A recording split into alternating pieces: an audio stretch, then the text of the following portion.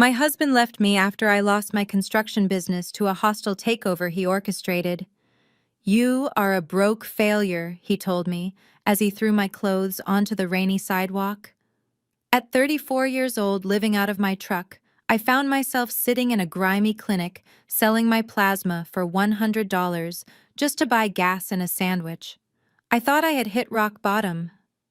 But as the nurse checked my sample, she did not hand me the cash. She froze. Her eyes went wide with terror, and she hit a red panic button under the desk. "Ma'am, do not move," she whispered, backing away from me like I was a monster.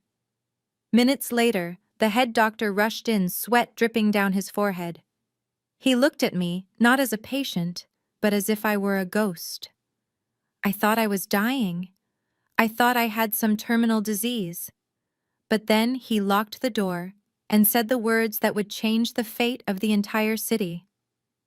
"Ma'am, your blood type does not exist in our database. In fact, it barely exists on Earth. A billionaire in Monaco will die in 24 hours without you and his family is offering a blank check." Before I tell you how that single drop of blood turned my homeless nightmare into a billion-dollar empire, let me know where you are watching from in the comments. And if you have ever had someone kick you when you were down, hit that like button and subscribe. You are going to want to see how I made them pay. My name is Jada, and 3 days ago I was the CEO of JV Builds, one of the most promising Black-owned construction firms in Atlanta. Today I am just a number in a plastic chair at the BioLife Plasma Center on the outskirts of town. The air inside smells like bleach and desperation. The fluorescent lights buzz with a headache-inducing hum, flickering over a room full of people who, like me, are trading their bodily fluids for a few hours of survival. My stomach growled a loud, embarrassing sound that made the man next to me shift in his seat. I had not eaten a real meal in 48 hours. My Ford F-150, the truck that used to haul lumber and high-end granite for luxury kitchens, was parked outside with the fuel light on. It was now my bedroom, my office, and my closet. Next, the nurse barked. Her name tag read Brenda. She was a heavy-set woman with tired eyes who looked at us donors with a mix of pity and disgust. I stood up, smoothing down my wrinkled work shirt, trying to maintain a shred of the dignity I used to wear like armor. I sat down at her station and extended my arm. My veins were prominent, strong, the veins of a woman who had poured concrete and framed houses with her own hands. "Address?"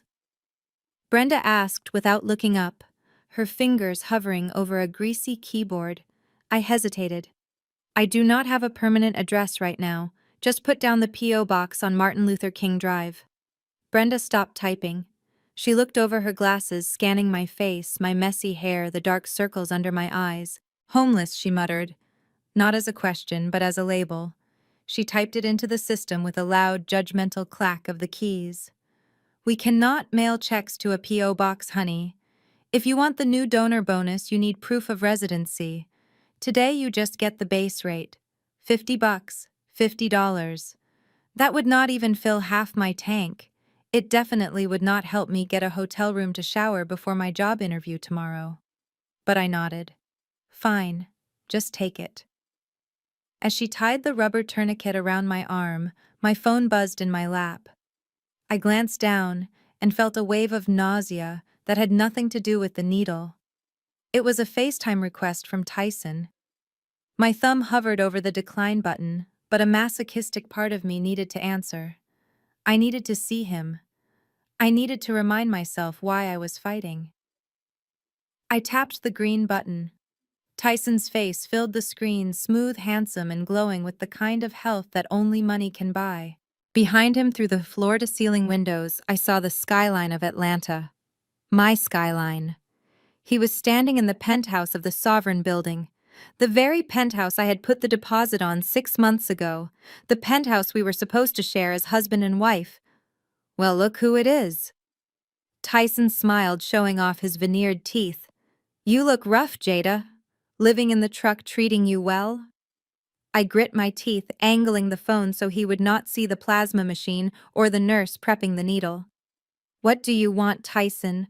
Did you call to brag about how you forged my signature on the transfer deeds? Or how you sold my client list to your new father-in-law? Oh, stop living in the past. He laughed, taking a sip of amber liquid from a crystal glass. Business is business, baby.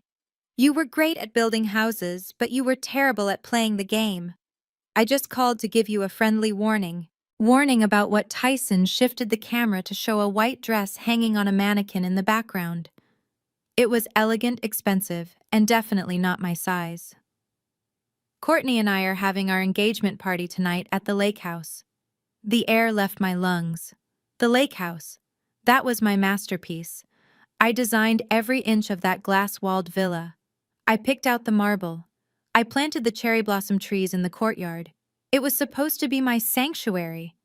You are throwing a party in my house, I whispered, my voice trembling. Our house? Tyson corrected his voice, dropping to a cruel, patronizing tone. Well, technically the bank's house now since you defaulted. And since Courtney's daddy just bought the note from the bank, it is practically family property. Anyway, I know you still have the gate codes memorized. Do not come, Jada. We have armed security. I do not want you showing up looking like a beggar and ruining Courtney's big night. She is very sensitive to unpleasant smells. He laughed again. A rich, hearty laugh that made me want to reach through the screen and strangle him. Enjoy the party, Tyson, I said, my voice cold and hard. But remember one thing. I know where the bodies are buried in that house. I know where the pipes leak. I know where the foundation cracks. You might be living in it, but you will never own it. I hung up before he could respond. My hand was shaking so badly, I almost dropped the phone. I felt a hot tear slide down my cheek and angrily wiped it away. I would not cry for him, not here, not in front of Brenda. Speaking of Brenda, she was staring at me, listening to every word. Trouble in paradise. She asked, her voice dripping with fake sympathy as she jammed the needle into my arm a little too roughly. Just do your job, I snapped.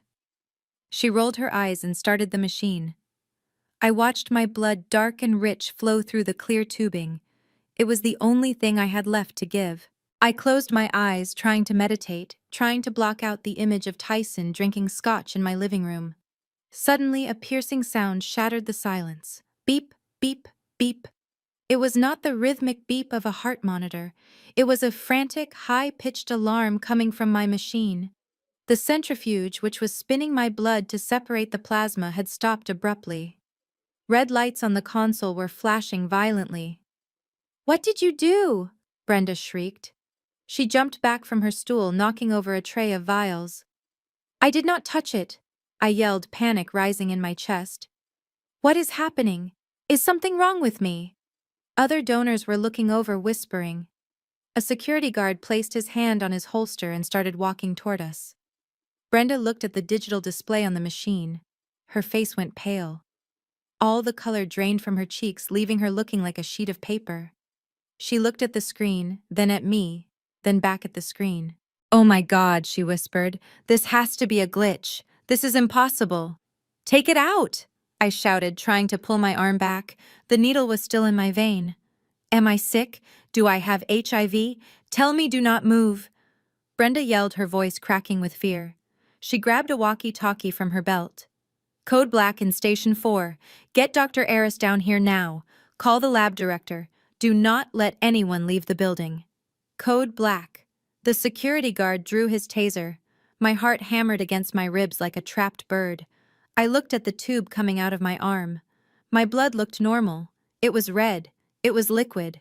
But the way everyone was reacting, you would think I was pumping toxic waste. Within seconds, the double doors at the end of the hall burst open. A tall man in a white coat, Dr. Aris, sprinted toward us. He was followed by 2 other technicians. He looked frantic. He did not look at the machine. He looked directly at me.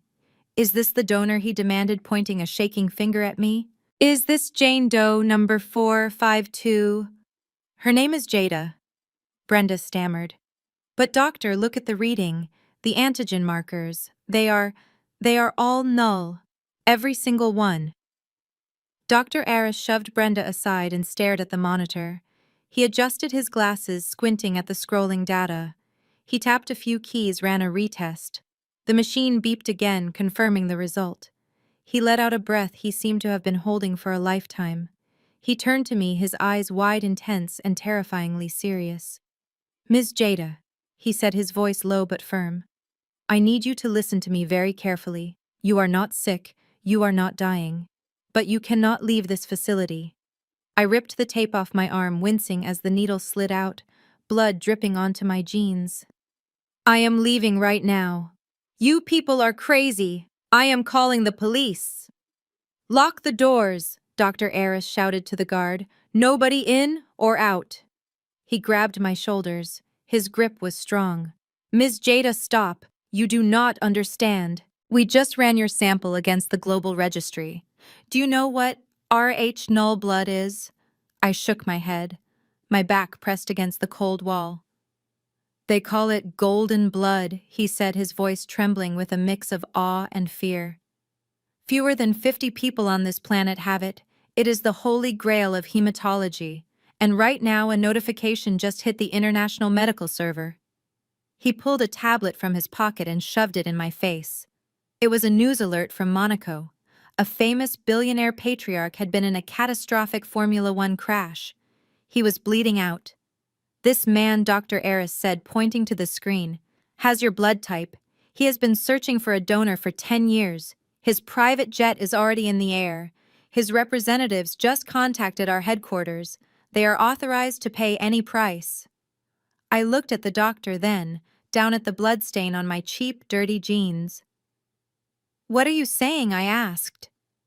"I am saying, doctor," Aris whispered, leaning in close, "that the $50 you came here for is irrelevant. By the time the sun sets tonight, you will be the most valuable woman on earth.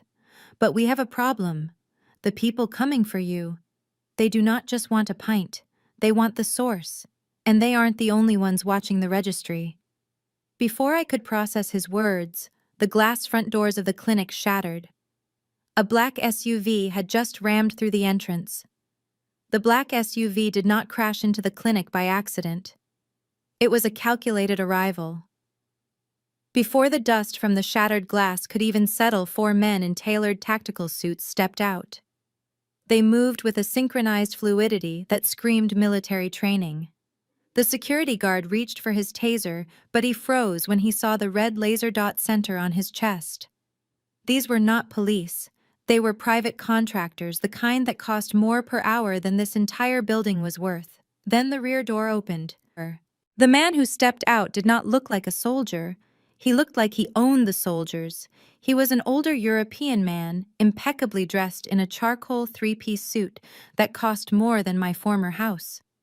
He walked through the broken glass without looking down, his eyes scanning the room until they locked onto me. The air in the room shifted. The smell of bleach and sweat was suddenly overpowered by the scent of expensive cologne and ozone. He signaled for the doctor to step aside.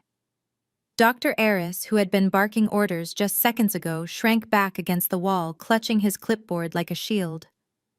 The man stopped 2 feet in front of me. He did not look at my dirty clothes or my messy hair. He looked at me with a reverence usually reserved for religious artifacts.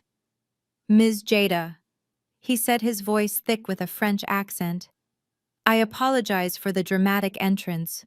We do not have the luxury of time. My name is Valmont. I represent the Dubois family of Monaco." I pressed my back against the plastic chair, my heart hammering against my ribs. "What do you want?" I asked, my voice trembling despite my best efforts to sound tough. "Am I in trouble?" Valmont pulled a silver case from his pocket. "On the contrary, you are the solution. Dr. Aris is correct. Your blood is Rh null. It is the golden blood. My employer, Monsieur Alexandre Dubois, was in a catastrophic accident on the track in Monte Carlo this morning. He has lost a significant amount of blood.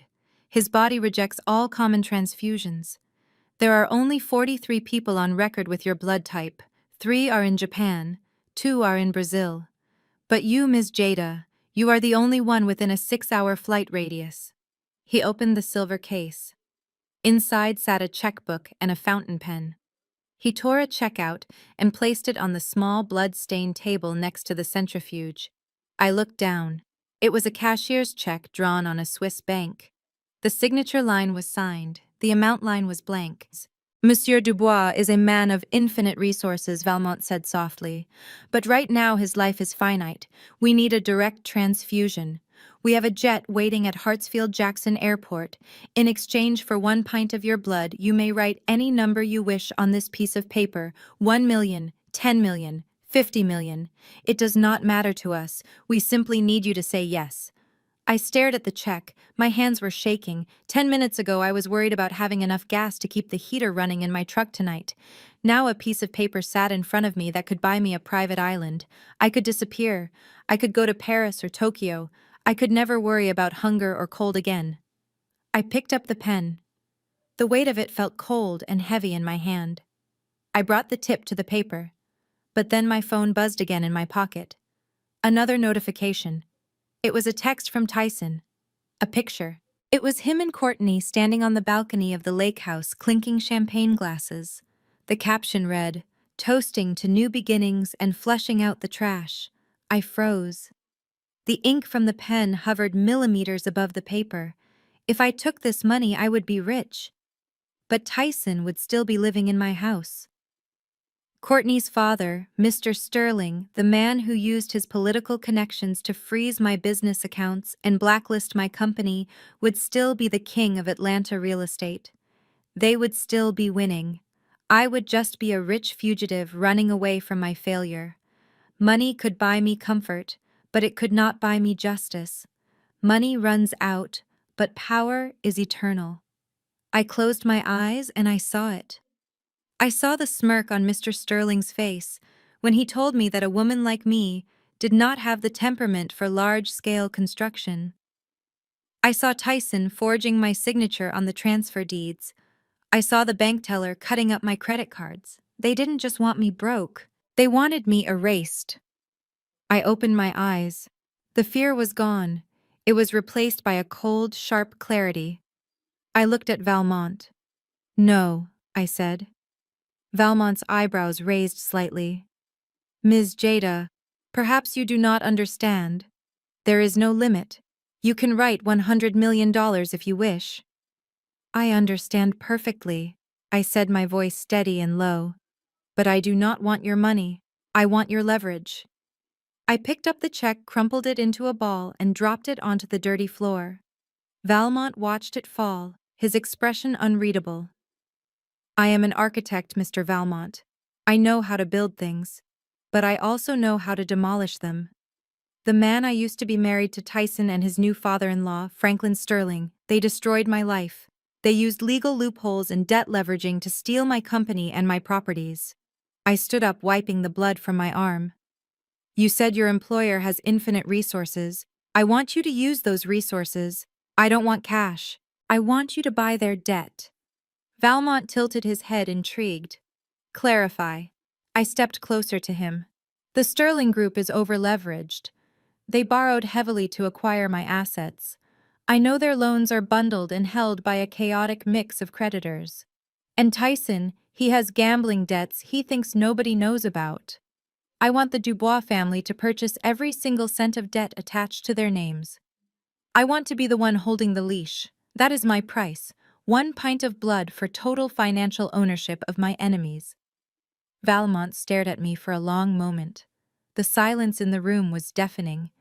The nurses and security guards were holding their breath. Then a slow, small smile spread across Valmont's face. It was not a smile of kindness.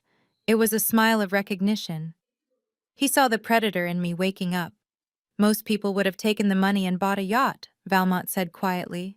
"You are a rare breed, Ms. Jada." He reached into his jacket pocket and pulled out a satellite phone. He dialed a number and waited. When he spoke, he switched to rapid French, but I understood the tone. It was urgent, it was commanding. He paused, listening to the voice on the other end, then looked at me with eyes that gleamed with dangerous amusement. He spoke into the phone again, switching to English so I could hear him clearly. "Monsieur Dubois, prepare the legal team.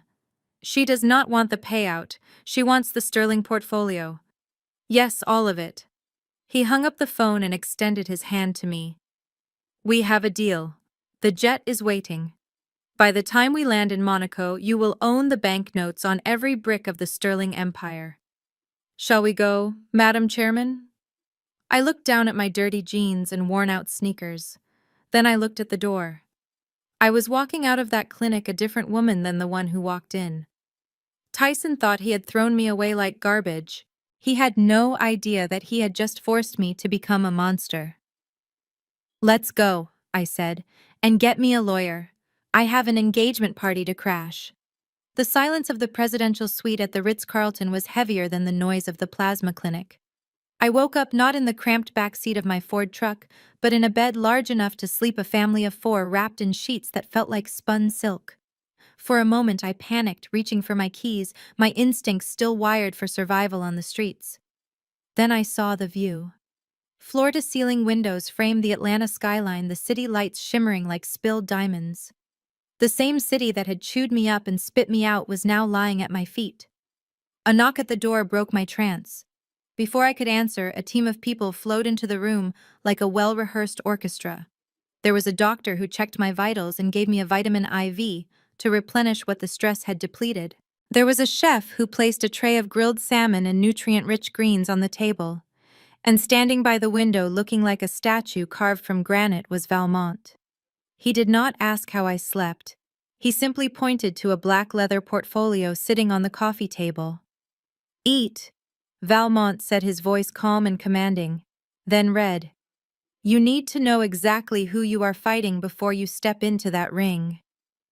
I forced myself to eat, feeling the strength return to my limbs with every bite.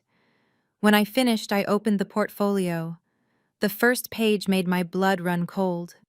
It was a copy of a contract between Tyson and Franklin Sterling, the father of the woman who stole my husband. I scanned the legal jargon, my eyes widening as I realized the magnitude of the betrayal. Tyson had not just taken my company's money, he had stolen my mind. Attached to the contract were blueprints, my blueprints. The intricate complex designs for the Glass Lake house, the very venue where their engagement party was happening tonight. I had spent 3 years perfecting those angles, calculating the load-bearing capacity of the cantilevered deck, and designing the hidden ventilation system that kept the glass from fogging. But on the bottom right corner, where my stamp should have been, was a fresh seal, designed by Tyson Brooks' lead architect. I looked up at Valmont, my hands shaking not from fear, but from a rage so pure it felt like ice in my veins. "He told them he designed it," I whispered. Valmont nodded. "That is how he seduced the Sterling family. Franklin Sterling is a real estate mogul, but he lacks vision. He thought he was acquiring a genius architect's son-in-law.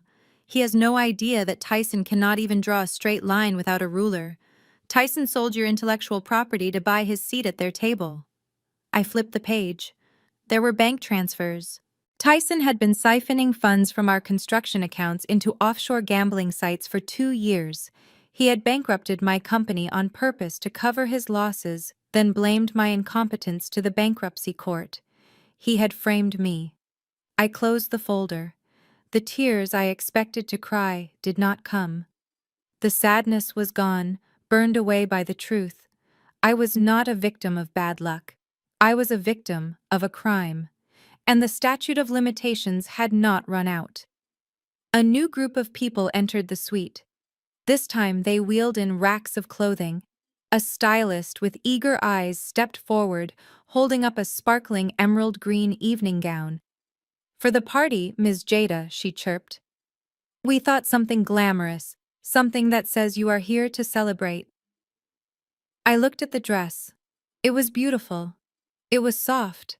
It was the kind of dress a guest would wear. "No," I said, standing up. The stylist paused. "But the color matches your skin tone perfectly." I walked over to the rack. I pushed aside the tulle, the sequins, and the silk chiffon. I was not going there to celebrate. I was not going there to be a guest. I was going there to conduct a hostile takeover. "I need a suit," I said. I dug through the hangers until I found it. A white tuxedo suit, razor-sharp lapels, high-waisted trousers that elongated my legs. It was structured, architectural, and imposing. White is usually the color of surrender, But tonight, it would be the color of a ghost coming back to haunt the living. When I stepped out of the dressing room, the room went quiet. The suit fit like a second skin. My hair was pulled back into a severe, sleek bun. My makeup was minimal, highlighting the sharp angles of my face. I did not look like the woman who slept in a truck. I looked like the woman who owned the road. Valmont stepped forward. He did not smile, but his eyes gleamed with approval. He held out the black leather portfolio. "Your weapon, madam," he said. I took the files. I did not need a purse. I did not need a clutch. I carried the evidence of their fraud in my hand like a royal decree. We took the private elevator down to the garage. Waiting for us was not a taxi, not an Uber, but a silver Rolls-Royce Phantom. The driver opened the door and I slid into the leather interior that smelled of power and old money. As the car pulled out onto Peachtree Street, I watched the city blur past. I thought about Tyson's laugh when he told me I was worthless. I thought about Courtney's smirk when she took the keys to my house. They thought they had buried me. They forgot that I was a seed. Valmont sat opposite me, checking his watch. "We will arrive in 20 minutes. The security at the gate has been instructed to let this car pass. The Sterling family assumes it is a VIP guest. By the time they realize who is inside, it will be too late." I looked down at the blueprints in my lap. I ran my finger over the lines of the house I built. I knew every secret of that building. I knew where the master breaker was. I knew which floorboards creaked. And most importantly, I knew about the safe hidden behind the library wall, a safe that Tyson surely did not know existed because he never read the original schematics. "I am ready," I said, my voice steady. The Rolls-Royce turned onto the winding road that led to the lake. Up ahead I could see the glow of the party. Dozens of luxury cars were parked along the driveway. Music drifted through the trees. It looked like a fairy tale. But the clock had struck midnight, and Cinderella did not lose her shoe this time. She brought a sledgehammer. "Driver," I said, leaning forward, "do not drop me at the entrance. Drive right up to the front steps." The car accelerated smoothly. We bypassed the valet, ignoring the waving attendants. We rolled past the fountains and the manicured hedges. The car came to a stop directly at the base of the grand staircase, blocking the path of the waiters carrying champagne trays. The heavy door of the Rolls-Royce swung open. I stepped out. The flash of a photographer's camera blinded me for a second. Then I adjusted my vision. At the top of the stairs, standing under the massive chandelier of the open foyer, were Tyson and Courtney. They were holding hands, laughing at something a guest had said. Then they looked down. The laughter died in their throats. Tyson dropped his champagne glass. It shattered on the stone steps, the sound echoing like a gunshot. I adjusted my white jacket, gripped the black folder tighter, and began to climb the stairs. One step at a time. The sound of my heels clicking on the stone was the only sound in the world. "Hello, husband," I said, my voice carrying through the silent night air. "I believe you have something of mine." The glass lake house glowed against the night sky like a lantern floating on dark water. Seeing it from the bottom of the driveway was like looking at a piece of my soul that had been ripped out of my chest and sold to the highest bidder. I remembered sketching the initial concept on a napkin 3 years ago. I remembered arguing with the structural engineers about the cantilevered deck that hung over the lake, defying gravity. I remembered picking out every single pane of floor-to-ceiling glass to ensure the sunset hit the living room at the perfect angle. And now, through those very windows, I could see hundreds of people drinking champagne and celebrating the thieves who stole it from me. The party was a suffocating mix of Atlanta's old money white elite and the new money black social climbers who were desperate to be accepted by them. Luxury cars lined the driveway, a parade of Bentleys and Aston Martins that cost more than most people earned in a lifetime. I could hear the clinking of crystal and the low hum of jazz floating down the hill. It was a scene of perfect, curated wealth, and I was about to burn it to the ground. I tightened my grip on the black leather portfolio. The white tuxedo suit felt like armor. Valmont walked a step behind me, his presence a silent, terrifying shadow. As we approached the massive front entrance, two private security guards in tactical vests stepped forward to block our path. They were big men hired to keep out the riffraff, and to them, an uninvited woman walking up the driveway was a threat. "Ma'am, this is a private event," the taller guard said, placing a heavy hand on his holster. "I need to see your invitation, or you need to turn around and leave the premises immediately." I did not stop walking. I did not even look at him. I kept my eyes fixed on the front door where Tyson was holding court. I said, "Stop," the guard barked, stepping directly in front of me. Before he could reach out to grab my arm, Valmont moved. It was not a violent motion, but it was so precise and commanding that the air seemed to freeze. He held up a single card, black with gold embossing. It was not an invitation. It was a security clearance level that these guards had likely never seen before, issued by the firm that owned their contracting company. "Touch her," Valmont said, his voice low and smooth like a razor blade wrapped in silk, "and you will not only lose your job tonight, but you will never work in private security in this state again. Step aside."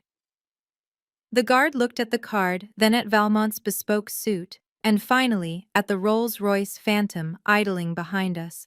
The color drained from his face. He realized instantly that he was punching below his weight class. He stepped back, bowing his head slightly, and swept his arm toward the door. "My apologies, ma'am. Please go right ahead." I walked past him, my heels clicking rhythmically on the slate walkway. I ascended the floating concrete steps that led to the main foyer. The double doors were open, spilling golden light onto the porch. Inside, the party was in full swing. Tyson stood in the center of the room, looking every bit the successful architect he pretended to be. He was wearing a velvet dinner jacket, holding a glass of scotch, and laughing at something his new brother-in-law Hunter was saying. Hunter, the ruthless lawyer who had buried me in paperwork, was clapping Tyson on the back, beaming with pride. "Ladies and gentlemen," Hunter announced, his voice booming over the music, "let us raise a glass to the man of the hour. Not only has he captured my sister's heart, but look at this house, a true visionary. Tyson designed this masterpiece from the ground up. He is the future of architecture in this city." Applause broke out. I watched Tyson soak it up. He nodded humbly, raising his glass to the room. "Thank you," he said, his voice smooth and practiced. It was a labor of love. Every line, every angle, I did it for Courtney. That was the moment I stepped across the threshold. The sound of my heels on the imported Italian stone was sharp and distinct, cutting through the applause. I stood framed in the doorway, the white suit glowing under the chandelier light. One by one, heads turned. The applause faltered. The chatter died down. It started as a ripple of confusion near the door and spread outward until the entire room fell into a stunned silence. The jazz band in the corner trailed off, the saxophone player lowering his instrument as he sensed the tension in the room. Tyson's smile froze. He looked at me, blinking rapidly, as if he were trying to hallucinate me away. His eyes darted from my face to the white suit, trying to reconcile the homeless woman he saw on FaceTime an hour ago with the imposing figure standing in his foyer. Courtney was the first to react. She was standing next to Tyson, wearing a shimmering silver gown that clung to her body. She looked perfect, expensive, and completely hollow. Her eyes narrowed as she recognized me. There was no fear in her face, only annoyance. To her, I was just a pest that had returned after being exterminated. She whispered something to Tyson, then stepped forward, a fake, pitying smile plastered on her face. She held a full glass of red wine in her hand. "Well, look who decided to crash the party," Courtney said, her voice loud enough to carry to the back of the room. "Is that Jada?" "Oh, honey, this is embarrassing. Did you come to ask for your old job back?" "We are actually fully staffed for the evening." A few guests chuckled nervously. They were the sycophants, the ones who would laugh at anything the hostess said. I walked further into the room. The crowd parted for me, creating a wide aisle between me and the happy couple. I did not say a word. I just kept my eyes locked on Tyson. Courtney did not like being ignored. She stepped into my path, blocking my view of her fiancé. I am talking to you, she snapped, losing the facade of politeness. You are not welcome here.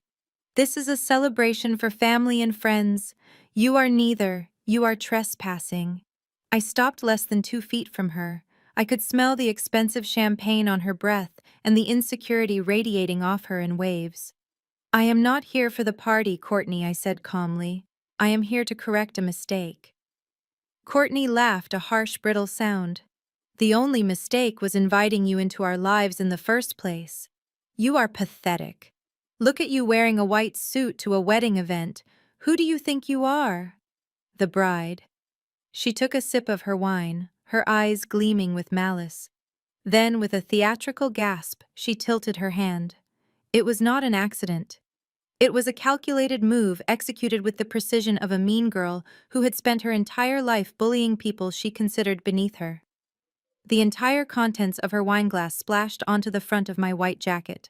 The dark crimson liquid soaked into the pristine fabric, instantly spreading like a fresh gunshot wound across my chest. The room gasped. A collective intake of breath echoed off the glass walls. Someone in the back murmured, "Oh my God!" Courtney covered her mouth with her hand, her eyes wide with mock surprise. "Oops," she said, her voice dripping with sarcasm. My hand slipped. "I am so sorry. But honestly, it is probably for the best. That suit looked like a cheap rental anyway. Now you have a reason to leave." Tyson smirked. He finally found his courage seeing me humiliated. He took a step forward, ready to call security, ready to throw me out again. But I did not move. I did not scream. I did not cry. I did not even look down at the stain. Instead, I reached into my pocket and pulled out a silk handkerchief. I slowly, deliberately dabbed at the wine that had splashed onto my lapel. Then I looked past the stain, past the suit, and down at the floor. A small puddle of red wine was pooling on the white stone tiles near my feet. "You should be careful, Courtney," I said, my voice steady and amplified by the acoustic perfection of the room I had designed. I pointed a manicured finger at the floor. "That isn't ceramic tile. That is Bianco Carrara marble imported directly from the quarries in Tuscany. It is extremely porous. If you do not clean that red wine up in the next 30 seconds, it will leave a permanent stain that no amount of money can remove." I looked up, locking eyes with her. "But of course you would not know that.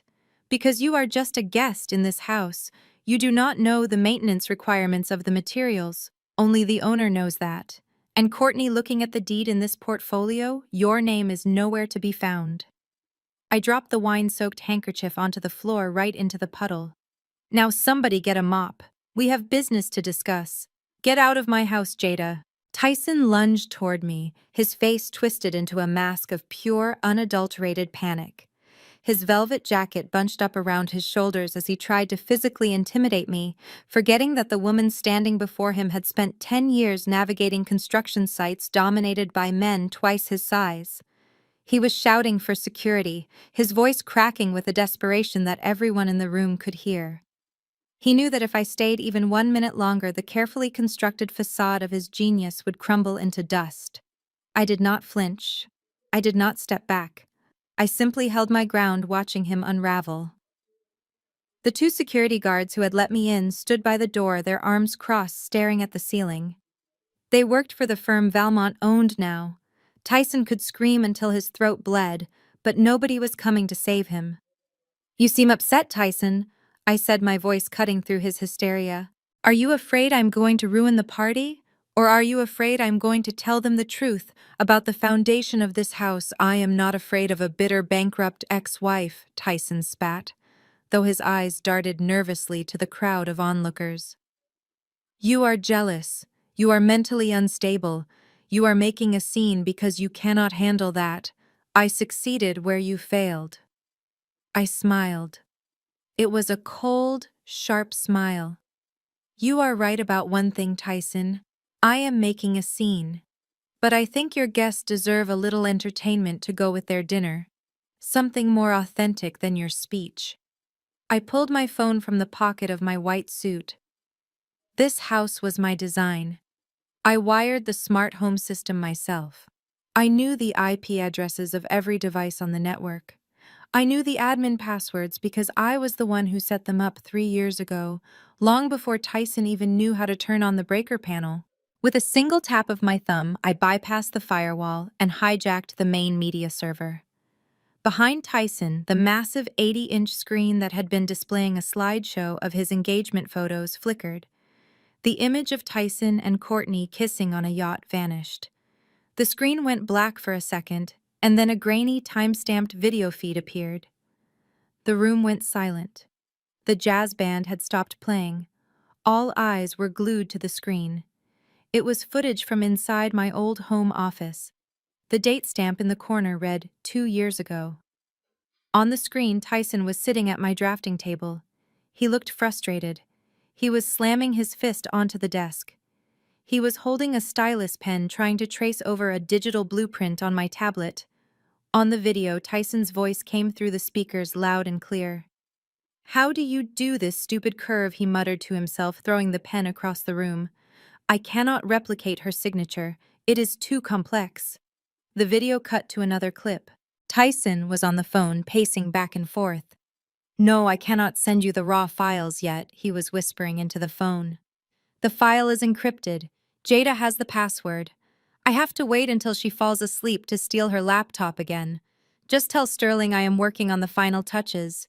He does not know the difference between a load-bearing wall and a picket fence anyway." The crowd gasped. A ripple of shock went through the room.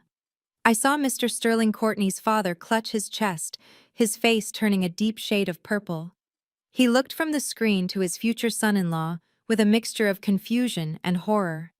Tyson turned around and saw the video. His knees buckled. He looked like he had been punched in the gut. He scrambled toward the remote control on the coffee table, frantically mashing buttons, trying to turn it off. "Stop it! Turn it off!" "It is a lie," he screamed, but the video kept playing.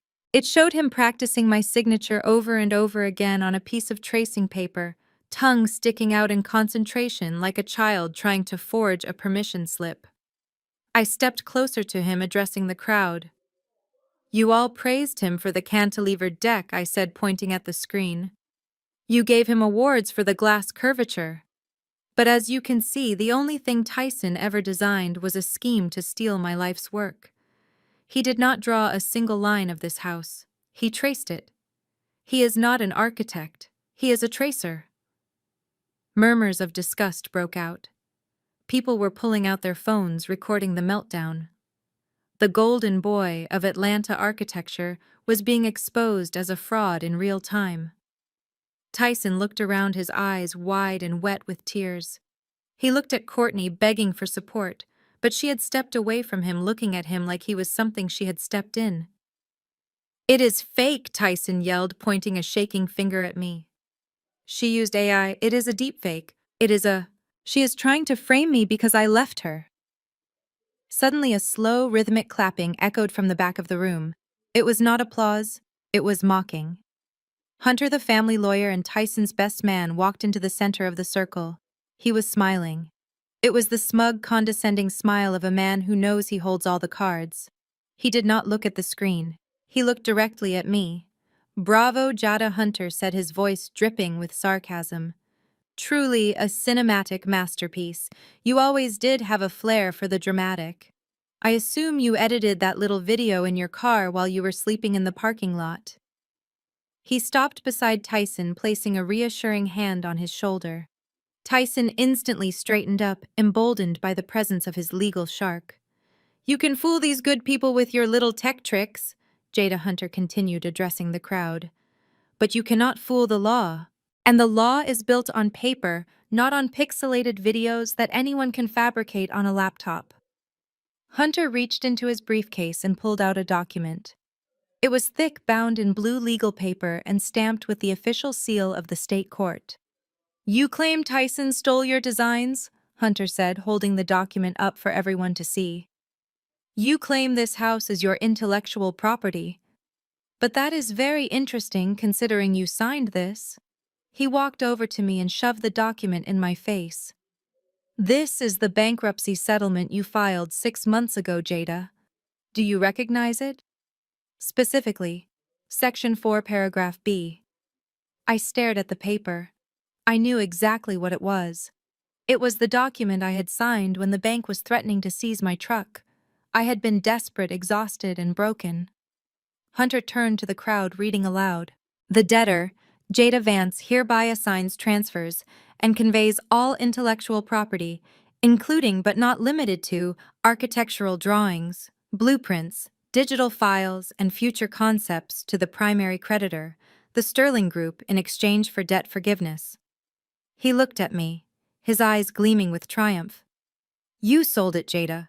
You sold every idea in your head to pay off your credit card bills.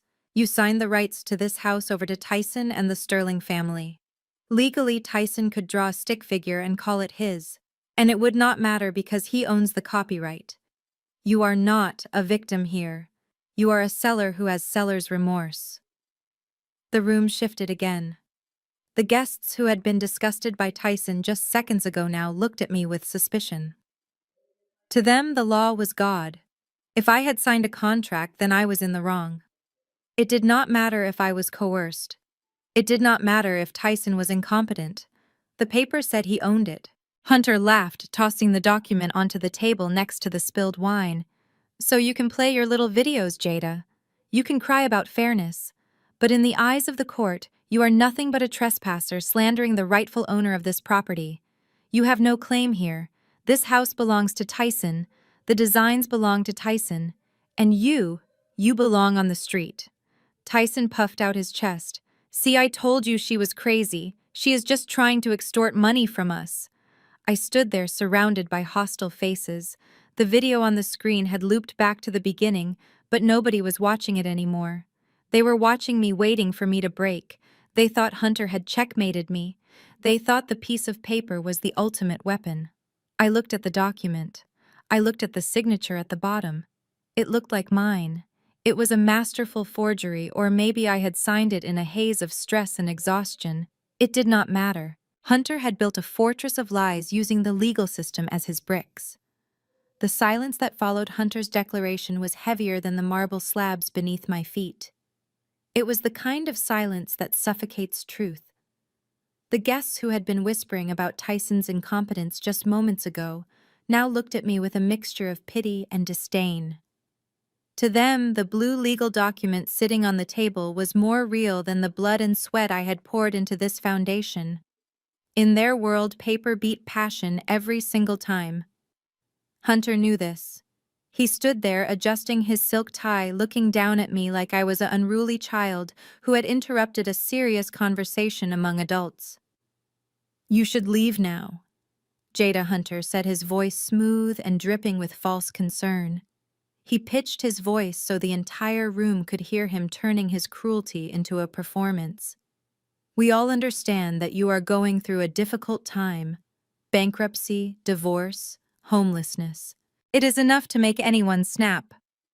But coming here, harassing a successful family, making up stories about ghostwriters and stolen designs. This is not a legal strategy. This is a mental health crisis. He tapped his temple, signaling to the crowd that I was unstable. The guests nodded in agreement. I heard a woman in pearls whisper to her husband that it was sad how far I had fallen. They were rewriting my history in real time. I was no longer the wronged CEO. I was the crazy ex-wife who could not let go. I looked at Tyson. He was hiding behind Hunter's shoulder, his chest heaving with relief. He looked like a man who had just been pulled back from the edge of a cliff. He puffed himself up, feeding off Hunter's confidence. Yeah, Jada Tyson said, his voice gaining strength. You need help. Seriously, stalking us like this, hacking my engagement photos. It is pathetic. Just go back to your truck and leave us alone. The mention of the truck was a low blow, designed to remind everyone of my poverty compared to their wealth. Courtney laughed, a sharp, cruel sound. Do not worry about the truck, she said. I am sure security can call a tow truck to remove that eyesore from our driveway. Franklin Sterling, the patriarch, finally decided he had seen enough. He stepped out from the crowd, his face red with anger. He was a man used to giving orders and having them obeyed instantly. He did not look at me. He looked at the two security guards standing by the door. "Get her out of here," Sterling barked. "I do not care who she came with. She is trespassing on private property and harassing my guests. If she resists, call the police and have her arrested for disorderly conduct. I want her gone. Now." The guards hesitated. They looked at Valmont, who was still standing silently in the shadows, watching the scene with the intensity of a hawk. But Sterling was the man signing their paychecks tonight. They took a step toward me, their hands reaching for the handcuffs on their belts. The walls were closing in. Legally, Hunter had trapped me. Socially, they had ostracized me. Physically, they were about to remove me. I had seconds to act. I knew I could not win a legal argument right now. Courts took months. I needed to win this room in seconds. I realized then that I had been fighting the wrong battle. I was trying to prove I owned the house on paper. But ownership is not just about deeds and titles. Ownership is about understanding. A mother knows her child's cry in a crowded room. An artist knows the brushstroke that hides a mistake. And an architect knows the secrets that do not appear on the floor plan. I raised my hand, palm out, stopping the guards in their tracks. My eyes did not leave Tyson. "Wait," I said. My voice was not loud, but it was commanded. It stopped the guards. It stopped Sterling. I turned to Hunter. "You are a very good lawyer, Hunter. You have a piece of paper that says Tyson owns my ideas. You have a document that says he is the architect of record." I took a slow step toward Tyson. He flinched, stepping back until he bumped into the table. "But paper is flammable, Tyson. Knowledge is fireproof. You can forge a signature. You can steal a file. You can put your name on a plaque. But you cannot fake the instinct of a creator." I looked around the room, making eye contact with the wealthy investors and real estate developers who were judging me. "You all invest in buildings," I said. "You know that a building is more than just walls and a roof. It is a living system. It has a pulse. It has veins. If Tyson designed this house, if he truly built it from the ground up as he claims, then he should know its anatomy better than anyone." I turned back to Tyson. He was sweating now. The confident smirk was gone, replaced by the look of a student who had not studied for the final exam. "Let's test your ownership, Tyson," I said. "Mr. Sterling," I called out. "You paid for this house. You trust this man. Let him prove he knows what he built." Sterling frowned, crossing his arms. "He is not on trial here." "Oh, but he is," I interrupted. "Because if he did not design this house, then he does not know about the structural flaw in the cantilevered deck that could send all your guests tumbling into the lake if the wind hits 40 miles per hour. Gasps erupted from the balcony. People instinctively stepped back inside, away from the glass doors. "That is a lie," Tyson screamed. "There is no flaw. The engineering is perfect." "Is it?" I asked. "Then tell me, Tyson, what is the tensile strength of the steel beams supporting the master suite?" Tyson opened his mouth, but no sound came out. He looked at Hunter. Hunter looked away. He could not object to a math question. 50,000 psi. Tyson guessed, his voice shaking. "Wrong," I said. "It is 70,000. But that is an easy one. You could have read that on a spec sheet. Let's try something only the true architect would know." I walked over to the massive stone kitchen island. I ran my hand along the cool surface. "This house is built on a slope," I said, my voice dropping to a whisper that forced everyone to lean in. To balance the load, I had to create a negative space, a void in the center of the structure to distribute the weight of the roof. I locked eyes with Tyson. He was pale, his breathing shallow. He knew I was cornering him, but he did not know where the trap was. "We call it a ghost room, Tyson. It is a sealed chamber hidden behind a false wall. It is not on the blueprints you stole because I never drew it. I built it myself with my own hands on the weekends when you were out gambling. It contains the main server for the house, the backup generator controls, and the original hand-drawn sketches of this entire project signed and dated by me 3 years ago." The room was deadly silent. Even the air conditioning seemed to stop humming. "If this is your house, Tyson," I said, my voice hard as granite, If you are the genius architect who built this masterpiece for your bride, tell us where it is." Tyson looked around the room frantically. He looked at the walls. He looked at the ceiling. He looked at the floor. He looked like a rat trapped in a maze. I, he stammered. It is in the basement. Behind the wine cellar." I laughed, a dry, humorless laugh. "There is no basement, Tyson. We are on a granite bedrock. You cannot dig a basement here." I slammed my hand down on the stone table. The sound cracked through the room like a whip. "Tell them," I shouted. "Tell your wife where the ghost room is." Tyson crumbled. He looked at Courtney, tears streaming down his face. "I do not know," he wailed. "I do not know." She never told me. The confession hung in the air. He had not just admitted he did not know where the room was. He had admitted that I never told him.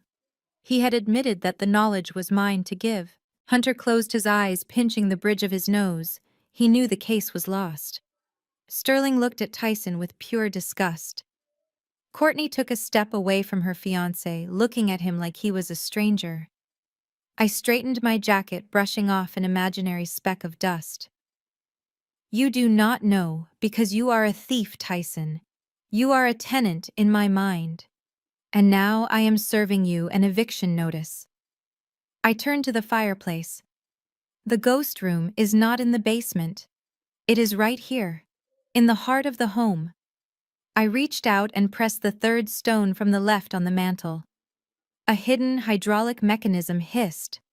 The guests screamed as a section of the solid stone wall swung open, revealing a dark, hidden corridor that no one knew existed. The grinding sound of stone sliding against stone filled the silent room. It was a heavy industrial sound, the sound of a secret being forcibly dragged into the light. The guests gasped and stepped back as the massive granite slab to the right of the fireplace slowly receded into the wall, revealing a narrow steel door that had been perfectly camouflaged for 3 years. I looked at Tyson. His face had gone from pale to a sickly shade of gray. He was staring at the opening, like it was the mouth of a monster waiting to swallow him whole. Beside him, Hunter stood frozen, his mouth slightly open, his legal arguments dying in his throat. There is no precedent for a hidden room in a contract dispute. I stepped toward the opening. The air that drifted out was cool and smelled faintly of ozone and dry concrete. It was the smell of the house's nervous system.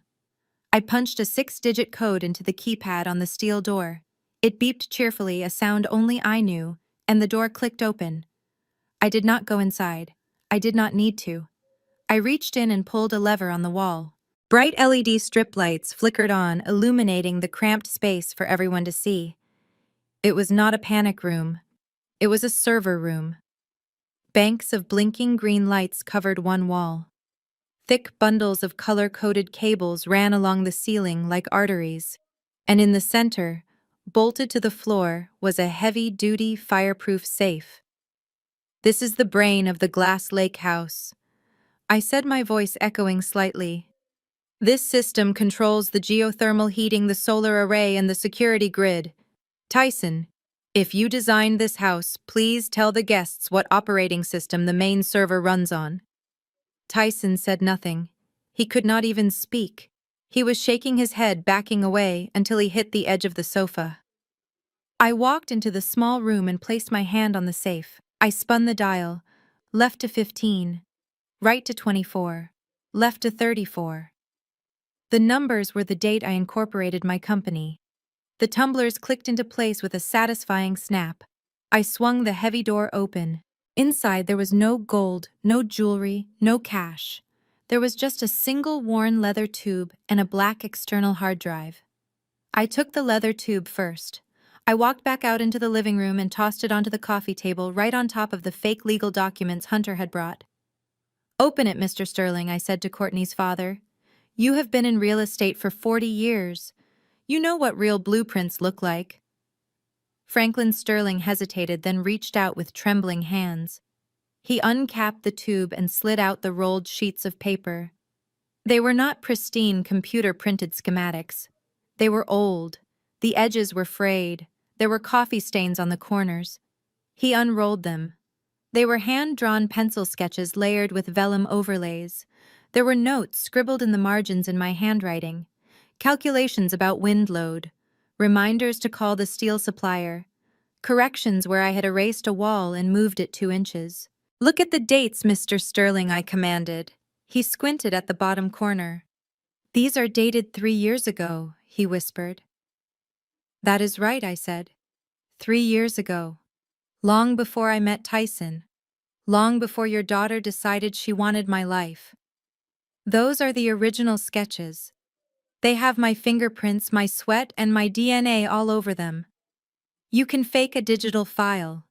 You can Photoshop a signature, but you cannot fake the age of paper and graphite. I turned to the crowd. Tyson claimed he designed this house on a computer, but real architecture starts with a pencil and a dream. He stole the digital files, but he never knew these existed, because I kept them locked away in the heart of the house he never understood. Courtney looked at the blueprints, then at Tyson. Her expression was one of pure revulsion.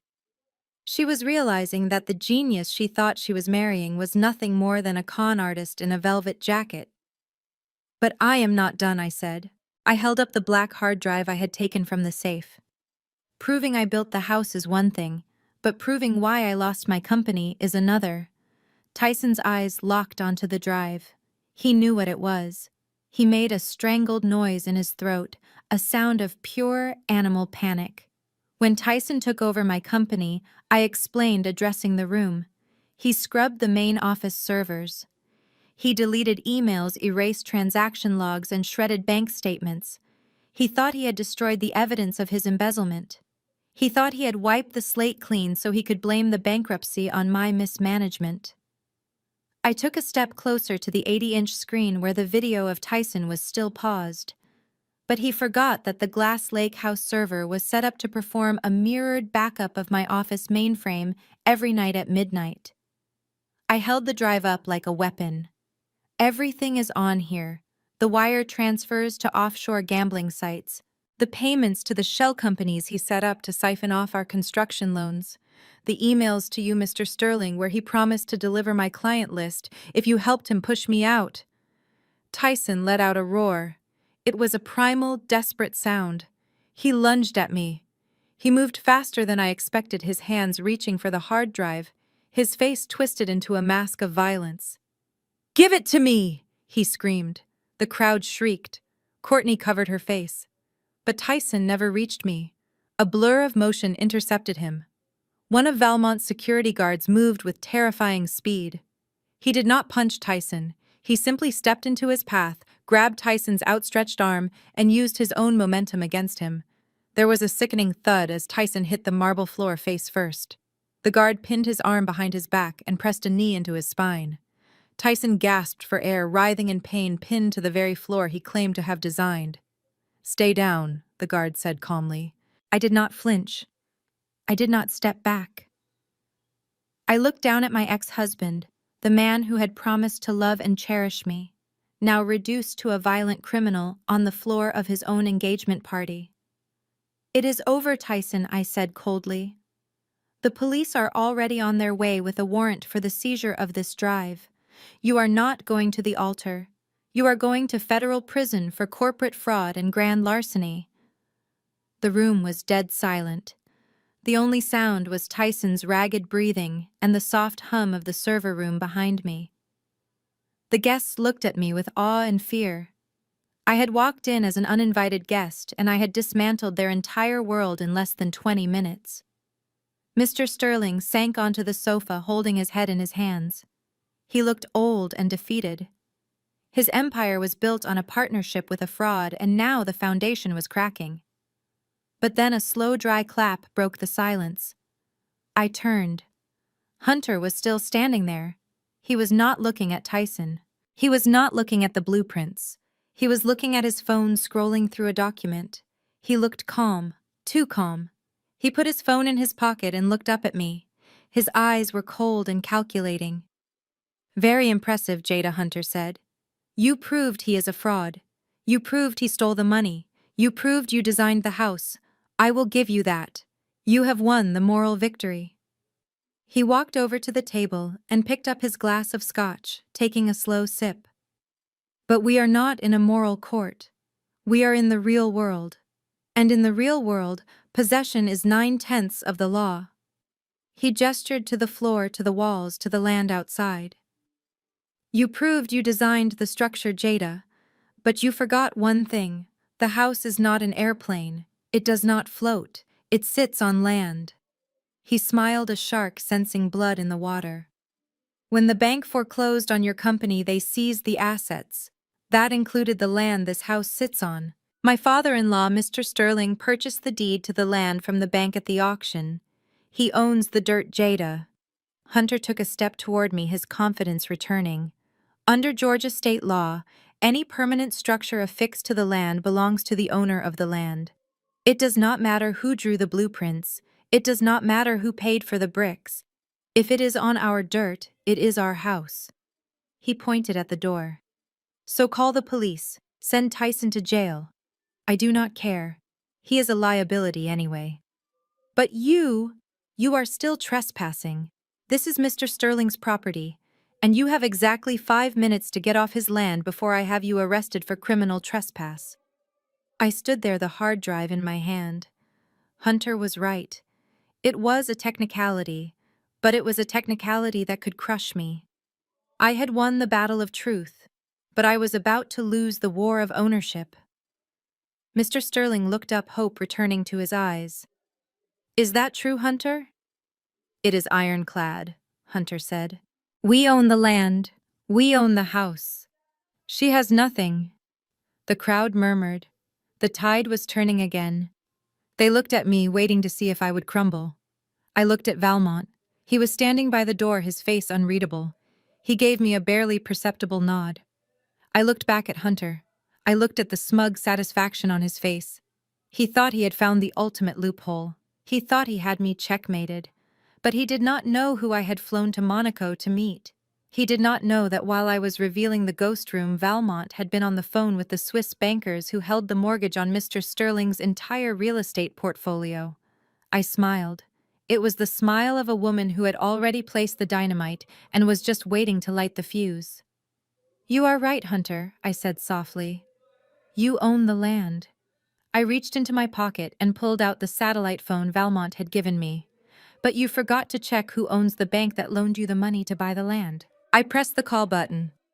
Mr. Valmont, I said, never taking my eyes off Hunter. Execute the clause. Call the note. Now. The sound of Hunter's voice cut through the room like a jagged knife. He had watched Tyson fall. He had watched the blueprints prove my genius, and he had barely blinked. While everyone else was reeling from the revelation of the ghost room, Hunter had been doing what he did best. He had been looking for the loophole. He had been searching for the one technicality that could render truth irrelevant. And by the smug, predatory look on his face, he had found it. He stepped over Tyson's sobbing form as if my ex-husband was nothing more than a piece of discarded furniture. Hunter straightened his silk tie and looked at me with a pitying smile that made my blood boil. You really are a talented architect, Jada, Hunter said, his voice calm and terrifyingly reasonable. I will concede that point. You drew the plans, you poured the concrete, you hid the server room. Legally, you have proven that you are the creator of this structure. He paused, letting the silence stretch out, letting the hope in the room rise, just so he could crush it. But unfortunately for you, we are not standing in a court of intellectual property. We are standing on earth. We are standing on soil. And in the state of Georgia, real estate law is very specific about the relationship between the land and the improvements upon it. Hunter walked over to the floor-to-ceiling window and tapped his knuckles against the glass. When the bank foreclosed on your construction company, they seized everything: your trucks, your tools, and most importantly, the deed to this plot of land. And when my father-in-law, Mr. Sterling, purchased that deed at the auction, he became the absolute owner of the dirt beneath our feet. Hunter turned back to me, his eyes gleaming with malice. The law of fixtures is clear, Jada. Anything permanently attached to the land belongs to the landowner. It does not matter if you built it with your own hands. It does not matter if you signed every beam. If it is bolted to Mr. Sterling's ground, it is Mr. Sterling's house. You built a masterpiece, yes, but you built it in a cage that we own. The guests whispered. I could see the shift in their eyes. They were relieved. They wanted Hunter to be right. They wanted the status quo to be restored so they could go back to drinking their champagne without feeling guilty about destroying a woman's life. So Hunter continued checking his watch. You are still just a trespasser. You are an intruder disturbing the peace of a private residence. I am going to give you exactly 5 minutes to walk out that front door before I have the sheriff arrest you. And this time, Jada, you will not get out on bail because I will make sure the charges include corporate espionage and harassment. Mr. Sterling, who had been slumped on the sofa looking defeated, suddenly sat up straighter. He looked at Hunter, then at me. The color returned to his cheeks. The arrogance that had defined his entire career came rushing back. That is right, Sterling barked, standing up. This is my property. I have the deed in my safe at home. You have nothing, Jada. You are nothing. Get out of my house before I have you thrown out. He waved his hand at me dismissively, the gesture of a king banishing a peasant. I stood there, clutching the hard drive. I felt the weight of Valmont's gaze on my back. I looked at Hunter, then at Sterling. They thought they had won. They thought money and property rights trumped everything. They thought they were untouchable because they owned the dirt. I let a small, sad smile touch my lips. It was the smile of someone watching a man rearrange deck chairs on the Titanic. You are right, Hunter, I said softly. You own the land, and usually that would be enough. I took a step closer to Sterling. But you forgot the first rule of real estate, Mr. Sterling. You never build an empire on debt that you cannot service. Sterling frowned. What are you talking about? My finances are impeccable. Are they? I asked. Because according to the files I just recovered from the server, you leveraged the Sterling Group to the hilt to buy out my company and acquire this land. You took out a $50 million bridge loan from a private equity division of the Zurich Canton Bank, a loan with very specific covenants regarding liquidity and reputation. Sterling laughed, but it sounded forced. So what, I have never missed a payment. The room suddenly went quiet as a ringtone pierced the air. It was not a standard ringtone. It was the shrill, demanding trill of a satellite secure line. And it was coming from Mr. Sterling's jacket pocket. He froze. He knew that ringtone. Only 3 people in the world had that number, and none of them called for social reasons. Answer it, Franklin, I said. I think you are going to want to hear this. Sterling glared at me, his hand trembling as he reached into his pocket. He pulled out the phone. The screen flashed a Swiss country code. He hesitated, then pressed answer. Sterling here. He barked into the phone, trying to sound authoritative. This is a bad time. I am in the middle of... He stopped. His eyes went wide. The color that had just returned to his face drained away instantly, leaving him looking like a corpse. What do you mean, sold? He whispered. That is impossible. The term is 5 years. You cannot just... He listened for another moment, and then his knees gave out. He collapsed back onto the sofa, the phone slipping from his fingers onto the cushion. What is it? Franklin Hunter asked, rushing to his side. What happened? Sterling looked up, his eyes unfocused, staring at something only he could see. The bank, he stammered. They invoked the morality clause. They said the public exposure of fraud at the company. The video of Tyson. It puts the collateral at risk. They declared the loan in default. So we pay the penalty, Hunter said quickly. We can handle a penalty. No, Sterling whispered, a tear leaking out of his eye. They sold the debt. They sold the entire note to a private distressed asset fund 10 minutes ago. The new creditor has demanded immediate repayment of the full $50 million. If we do not pay by midnight, they take everything. The company, the land, this house. Hunter whipped his head around, looking at the guests, looking for a solution. Who bought it? We will negotiate. We will sue. Who has that kind of capital to move that fast? Sterling shook his head. I do not know. They said it was a blind trust. I cleared my throat. The sound was soft, but in the silent room it sounded like a gavel striking a podium. Actually, I said, it is not a blind trust. I turned to Valmont. He stepped forward out of the shadows. In his hands he held a leather-bound document folder identical to the one I carried, but stamped with the gold crest of the Dubois family. He walked over to me and handed me the folder with a small bow. "It is done," Madame Valmont said. "The wire transfer cleared 4 minutes ago. The Zurich bank was very happy to offload such a toxic asset." I took the folder. I felt the power of it vibrating through my fingertips. This was not just paper. This was a guillotine. I walked over to the coffee table where Hunter had thrown his legal threats. I dropped the folder on top of them. "Open it, Hunter," I said. "You like reading contracts. Read the header." Hunter snatched the folder. His hands were shaking so badly he could barely turn the page. He scanned the document. His eyes bulged. He looked at me, then back at the paper, then at me again with pure horror. "The Dubois Jada Fund," he read, his voice barely a whisper. "That is me," I said. I looked at Sterling. "I am not a trespasser, Franklin. I am your bank, I am your creditor, and I am the owner of the $50 million noose around your neck." Sterling stared at me, his mouth opening and closing like a fish out of water. But you are broke. You were sleeping in a truck." I agreed, until I found out what my blood was worth. "While you were planning this party, I was in a clinic saving the life of a billionaire who happens to be my grandfather, and he gave me a blank check." I leaned in close, so close I could smell the fear on him. I could have bought an island, I could have bought a jet, but I decided to buy something much more satisfying. I bought you. I stood up straight and addressed the room. "Hunter said that the owner of the land owns the house. He is right. And as the sole holder of the defaulted note, I am exercising my right to accelerate the debt, since Mr. Sterling clearly does not have $50 million in cash on him right now. I am initiating immediate foreclosure proceedings." I pulled a single sheet of paper from the folder. "This is a notice of seizure. It authorizes the creditor to take immediate possession of the collateral to secure the asset."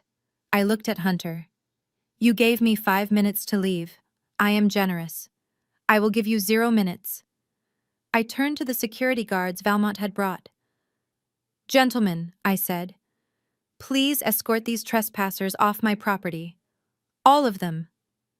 Sterling let out a strangled cry. "You cannot do this. I built this empire. You built it on my back," I shouted, finally letting my anger loose. "You stole my company.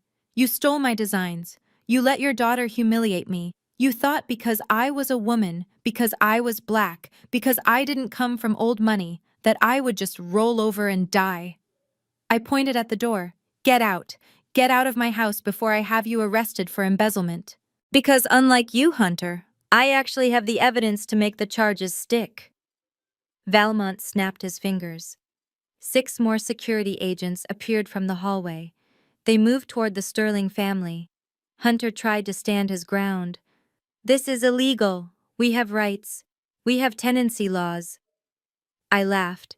It was a sound of pure victory. "Read the contract. Hunter Clause 7A. Commercial property seizure. There are no tenancy rights for a defaulted commercial loan, and since you listed this house as a corporate retreat to get a tax break, it is commercial property." Hunter's jaw dropped. He had been hoisted by his own petard. His own tax evasion scheme was the final nail in his coffin. The guards grabbed Sterling by the arms. He was shouting, kicking, trying to maintain some shred of dignity, but they dragged him toward the door. Tyson was already being hauled up from the floor, his nose bleeding, his tuxedo ruined. And Courtney. She was standing alone in the middle of the room, holding her empty wineglass, looking at me with wide, terrified eyes. She realized suddenly that she was not the princess in the castle anymore.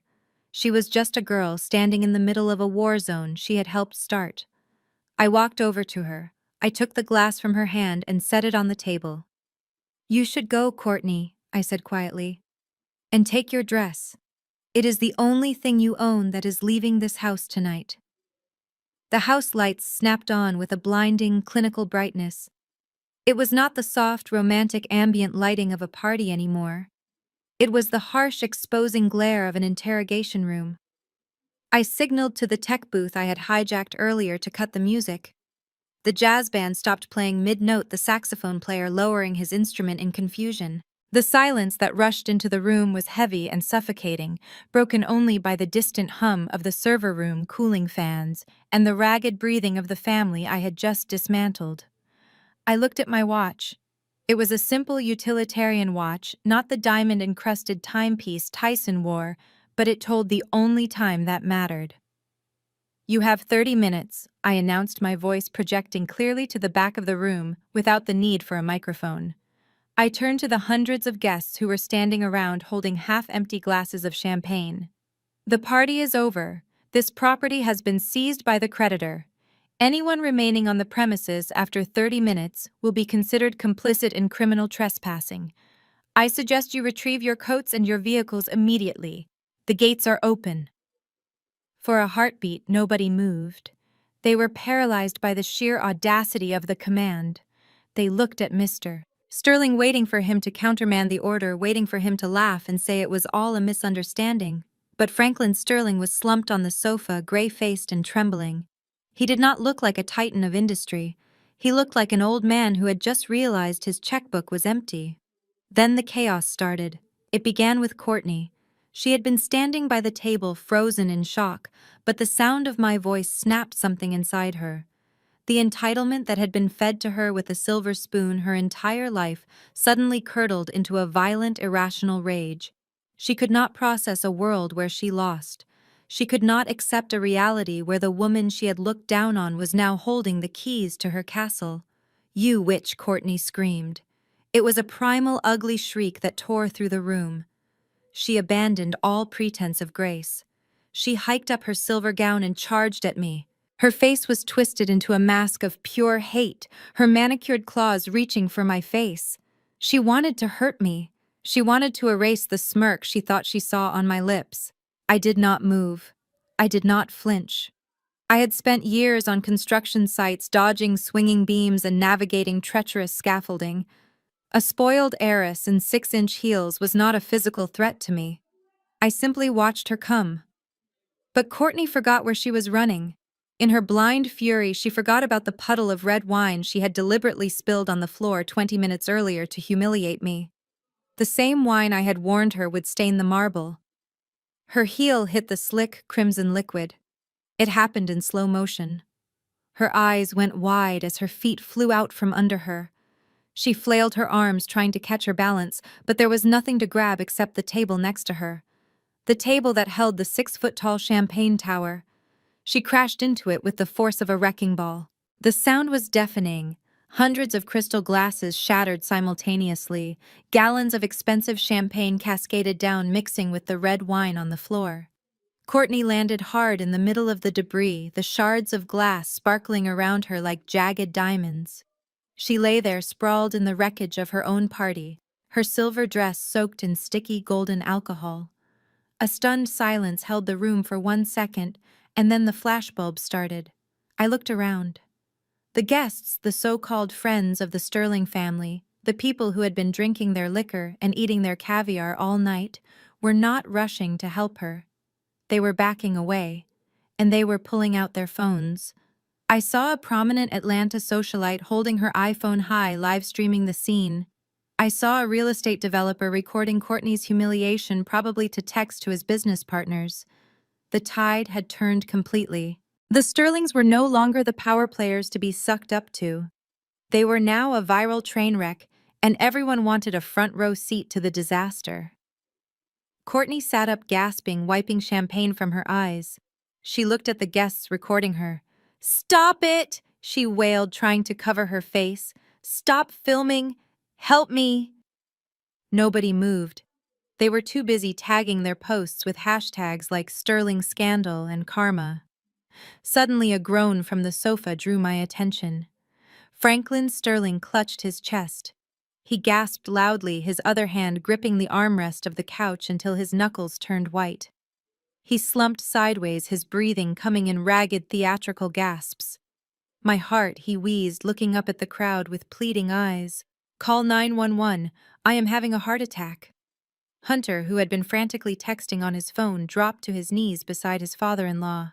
"Dad, stay with us. Someone call an ambulance. He is dying. Look what you did. Jada, you are killing him." The crowd gasped again. Sympathy began to flicker back toward the old man. A few people stepped forward looking concerned. It was a classic Sterling move. When you cannot win with power, you win with pity. I walked over to the sofa. My heels crunched on the broken glass, the sound sharp and gritty. I stood over Franklin Sterling. I looked down at him, my expression completely void of emotion. I watched his eyes dart up to me, checking to see if his performance was working. "Cut the act, Franklin," I said, my voice cold as ice. Hunter looked up at me furious. "Are you a monster? He is having a cardiac event." "No, he is having a panic attack because he is broke," I said. "And even if he were having a heart attack, I find it hard to muster any sympathy." I leaned down, bringing my face close to Sterling's. "Do you remember Marcus Henderson?" "Franklin?" Sterling's eyes flickered. He stopped gasping for a split second. "He was a foreman at my company." I continued, speaking loud enough for the camera phones to pick up every word. "He worked for me for 10 years. When you took over my business and stripped the assets, you canceled our health insurance policy retroactively to save 3% on the quarterly budget. 2 weeks later, Marcus fell from a scaffolding on one of your sites because your new safety manager cut corners." I paused, letting the memory fuel my words. "He shattered his pelvis. He needed emergency surgery. And do you remember what you said when his wife called you begging for the company to cover the medical bills?" Sterling stopped clutching his chest. He stared at me, fear replacing the fake pain. "You told her that accidents happen to careless people and that the company had no liability. You let a man who built your empire lose his home to medical debt while you bought this lake house." I straightened up, towering over him. "So do not lie there and pretend to be the victim. You have the best healthcare money can buy. Marcus had nothing. If you are dying, Franklin, do it quietly. You are ruining the carpet." Sterling's face went purple, not from a heart attack, but from pure, unadulterated rage. He sat up, the act forgotten, realizing that his manipulation had failed. Just then, the wail of sirens cut through the night air. Blue and red lights flashed against the glass walls of the living room, pulsing in time with the chaos. Hunter jumped up, a smug grin returning to his face. Finally, Hunter said, "The police. I told you, Jada. I texted the sheriff 10 minutes ago. You are going to jail for assault, trespassing, and inducing a medical crisis." He ran to the front door as heavy footsteps pounded up the stairs. Sheriff Miller Hunter shouted as the uniformed officer walked through the door. "Thank God you are here. Arrest this woman immediately. She has hijacked our home, she assaulted my wife, and she is threatening my father-in-law." Sheriff Miller was a big man with a stone face. He walked into the room, his hand resting on his belt. He looked at the shattered champagne tower. He looked at Courtney sobbing on the floor. He looked at Tyson still pinned by my security guard. And finally he looked at me. He walked past Hunter without saying a word. Sheriff Hunter yelled, following him, "Did you hear me? I am pressing charges. Get her out of here." Sheriff Miller stopped in front of me. He reached into his jacket pocket. "Are you Miss Jada Vance?" he asked. "I am," I replied calmly. Hunter laughed. "See, handcuffs are coming out. Goodbye, Jada." The sheriff pulled out a folded piece of paper. It was not an arrest warrant. It was a thick document with a raised court seal. "Ms. Vance," the sheriff said, his voice professional and flat. "We received the digital filing from the creditor's attorney regarding the emergency foreclosure and the accelerated debt clause on the Sterling estate. I have reviewed the writ of possession." He turned to Hunter and Sterling. "Mr. Sterling, Mr. Brooks," the sheriff said, "this document confirms that title to this property has been transferred to the Dubois Jada Fund, effective immediately. You are no longer the owners of record. What? Hunter screamed. That is impossible. We need a hearing. We need 30 days' notice. Not for a commercial default on a high-risk bridge loan, the sheriff said, cutting him off. I checked the statutes myself. The creditor has the right to secure the asset to prevent further damage. He pointed at the broken glass and the spilled wine. And seeing the state of the property, I would say their concerns about damage were justified. The sheriff turned back to Sterling. Sir, I am going to have to ask you to vacate the premises. Ms. Vance has been gracious enough to give you 30 minutes. My deputies will supervise the exit to ensure nothing else is broken. Sterling stood up, shaking. You are kicking me out of my own house. I have lived in this county for 40 years. I play golf with the mayor, and Ms. Vance owns the banknote, the sheriff said, unmoved. Unless you have $50 million in a briefcase right now, you are trespassing. He looked at his watch. You have 28 minutes left. I suggest you start packing. And folks, he said, addressing the guests, unless you want your license plates run for outstanding warrants, I suggest you clear the driveway. The room erupted into motion. It was a stampede. The guests, realizing the show was over and the police were involved, scrambled for the exits. They stepped over the glass, ignored Courtney's cries, and pushed past the Sterlings to get to their cars. I stood in the center of the room, watching the rats flee the sinking ship. Hunter was arguing impotently with a deputy. Tyson was being dragged to his feet by the guards. Courtney was trying to scrape champagne off her dress. I looked at Valmont. He gave me a small, respectful nod. The house was mine. But I wasn't done yet. I walked over to the sound system control panel on the wall. I pressed a button, the lights dimmed slightly, and music began to play again. But it wasn't jazz. It was a song I had chosen specifically for this moment. Hit the road. Jack, I whispered along with the lyrics. And don't you come back no more. The last taillights of the fleeing guests faded down the driveway, leaving the Glass Lake house in a state of eerie desolation. The floor was sticky with drying champagne and red wine. The air smelled of expensive perfume mixed with the metallic tang of fear. What had been a party of 300 people was now reduced to just us. Me standing in my white suit, Valmont standing guard like a sentinel, and the Sterling family huddled together in the wreckage of their arrogance. Tyson was wiping blood from his nose with a cocktail napkin, trying to make himself small. Courtney was shivering on the sofa, her silver dress ruined, staring at the floor as if hoping a hole would open up and swallow her. But Hunter was not done. Even with the police gone and the eviction notice served, Hunter was still trying to find an angle. He was a creature of transaction, and he believed that every situation, no matter how catastrophic, had a price tag. He smoothed his tie, stepping over a pile of broken glass to approach me. His face was pale, but his eyes were calculating. Look, Jada, let us be reasonable, he said, his voice pitching into a tone of forced camaraderie. You have made your point. You have humiliated us. You have seized the title. Congratulations. But let us look at the economics here. He gestured to the sprawling house. You are a builder, Jada, not a landlord. You do not want to manage a $50 million estate. The property taxes alone will bleed your fund dry, and dragging this through probate court in Monaco will take years. The legal fees will eat up your liquidity. He took a step closer, lowering his voice to a conspiratorial whisper. Why destroy us when you can use us? Mr. Sterling still has connections in zoning that you do not. I have legal avenues to expedite permits that would take you months.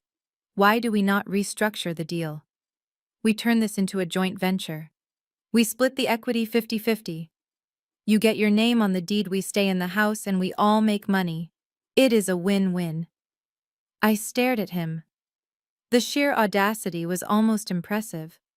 He was standing in the ruins of his own making, asking the executioner to become a business partner. Valmont stepped forward. He did not move aggressively, but the temperature in the room seemed to drop 10 degrees. He reached into his jacket pocket and pulled out a small digital recorder. Mr. Hunter Valmont, said, his voice smooth and cold as a glacier. You are laboring under a significant delusion. You believe this is a business transaction. You believe Ms. Vance is motivated by profit. Valmont placed the recorder on the marble coffee table. This is not about money. This is not about real estate. This is about blood. He pressed the play button. A voice filled the room. It was not a young voice. It was raspy, weak, straining against the weight of age and pain, but it carried an undeniable authority. It was the voice of Alexandre Dubois speaking from his hospital bed in Monaco. My name is Alexandre Dubois. The recording began the sound of a heart monitor beeping faintly in the background. If you are hearing this, it means my granddaughter has found her way home. Granddaughter, Tyson whispered, looking up from his bloody napkin. Valmont held up a hand for silence. The voice continued. 40 years ago, my daughter Eleanor was taken from me. She was 18 years old. She was kidnapped from our estate in Nice during the summer gala. We paid the ransom. We paid millions. But they never returned her. They told us she was dead. They told us her body was lost at sea. I felt my knees go weak. Eleanor. That was my mother's name. But my mother was not a French heiress. My mother was a maid. She scrubbed floors. She took the bus to work. She died of a stroke at 55 because she could not afford the medication she needed. For 4 decades I mourned her. The recording continued. I thought my bloodline ended with me. But when the doctors analyzed the blood of the donor, Ms. Jada Vance, they found a marker. A genetic sequence that only exists in the Dubois lineage. It is not just the Rh null blood type, it is the specific protein chain carried only by my daughter. I grabbed the back of a chair to steady myself. The room was spinning.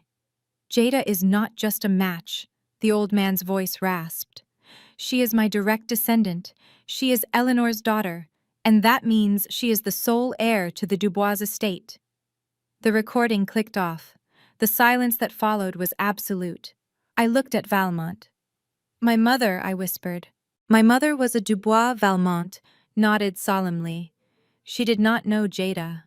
The kidnappers brought her to America. They changed her name. They stripped her of her memory, probably through trauma or drugs, and dumped her in the foster system when the heat got too high. She grew up thinking she was an orphan named Eleanor Vance. She lived a hard life, never knowing she was the princess of a dynasty. I felt a tear slide down my cheek. I thought about my mother's hands, rough and cracked from harsh cleaning chemicals. I thought about how she used to look at magazines featuring European castles and sigh, saying it looked like a fairy tale. It was not a fairy tale. It was her home. Hunter let out a nervous laugh. Okay, so she is rich. Great. That just means she has even more reason to cut a deal. We can be quiet, Valmont snapped. He turned his gaze to Franklin Sterling. The old man was sitting on the sofa looking like he had turned to stone. He was not looking at me. He was staring at the recorder, his eyes wide with a terror that had nothing to do with bankruptcy. Valmont walked over to Sterling. He moved like a predator closing in on wounded prey. There is one loose end, Mr. Sterling, Valmont said softly. When we dug into Eleanor Vance's employment history, we found something very interesting. She worked for you. Sterling flinched. She was a maid, he croaked. She cleaned my offices in the 80s. I gave her a job when nobody else would. Valmont pulled a yellowed piece of paper from his folder. We found this in your private archives, Franklin. It is a police bulletin from Interpol dated 1984. It lists the physical description of the missing Dubois heiress, a specific birthmark on her shoulder, a specific scar on her left palm. Valmont held the paper up. My mother had that scar, I whispered.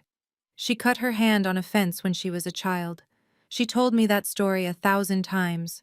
You knew, Valmont said, his voice rising to a roar that shook the glass walls. You knew who she was, Franklin. You saw the bulletin. You recognized the girl cleaning your floors. You knew there was a reward of $5 million for information leading to her return. Sterling was shaking his head violently, sweat pouring down his face. No, I did not know.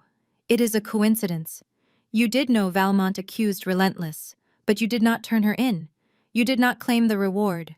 Why? Because you were running a construction scam in the 80s, were you not? You were laundering money for the cartels. If you went to the police, if you brought international attention to your business, Interpol would have looked at your books. You would have gone to prison. Valmont leaned down into Sterling's face. So you made a choice. To protect your dirty money, you decided to keep a kidnapped girl hidden. You kept her poor. You kept her uneducated. You kept her scrubbing your toilets so she would never have the resources to find out who she really was. You stole her life to save your own skin. I felt a scream building in my chest that was so loud I thought it would shatter my ribs. I looked at Franklin Sterling. I did not see the powerful businessman anymore. I saw the monster who had enslaved my mother who worked 16-hour days, my mother who apologized for not being able to buy me new school clothes, my mother who died believing she was nobody. She was right there. I said, my voice trembling with a rage that felt ancient. All those years, I used to come to your office after school and wait for her. You saw me. You patted me on the head. You gave me candy. I stepped closer to him. You looked into my eyes knowing I was the granddaughter of a billionaire, and you watched my mother beg you for a 25-cent raise. Sterling shrank back into the cushions. I gave her a job, Jada. I kept her off the streets. You kept her in a cage, I screamed. You knew she had a father searching for her. You let an old man grieve for 40 years. You let my mother die of overwork when she should have been ruling an empire. The realization hit me like a physical blow. This was not just business. Tyson stealing my company was a playground insult compared to this. This was a crime against my blood. This was a crime against my soul. Tyson and Courtney looked at their father in horror. Even they, with their shallow morals, could not comprehend the magnitude of this evil. To hide a human being. To steal a destiny. I wiped the tears from my face. My hand was steady now. The trembling was gone. In its place was a cold, hard resolve that felt like steel. Valmont, I said, not taking my eyes off Sterling.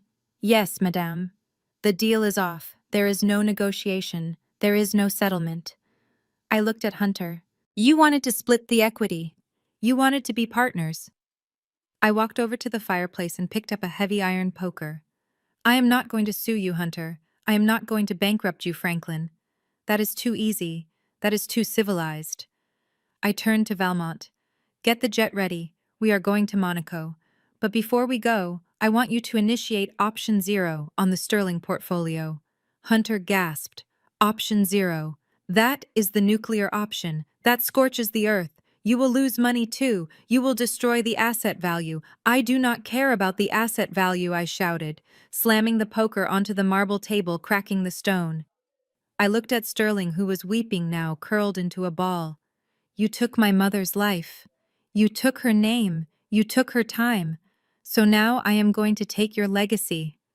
I am not just taking this house. I am going to dismantle every building you ever built. I am going to audit every tax return you ever filed. I am going to dig up every skeleton in every closet you own until the name Sterling is synonymous with ruin. I threw the poker down. My mother cleaned your floors, Franklin. Now you are going to spend the rest of your life buried under them. I turned to Tyson and Courtney. And you two.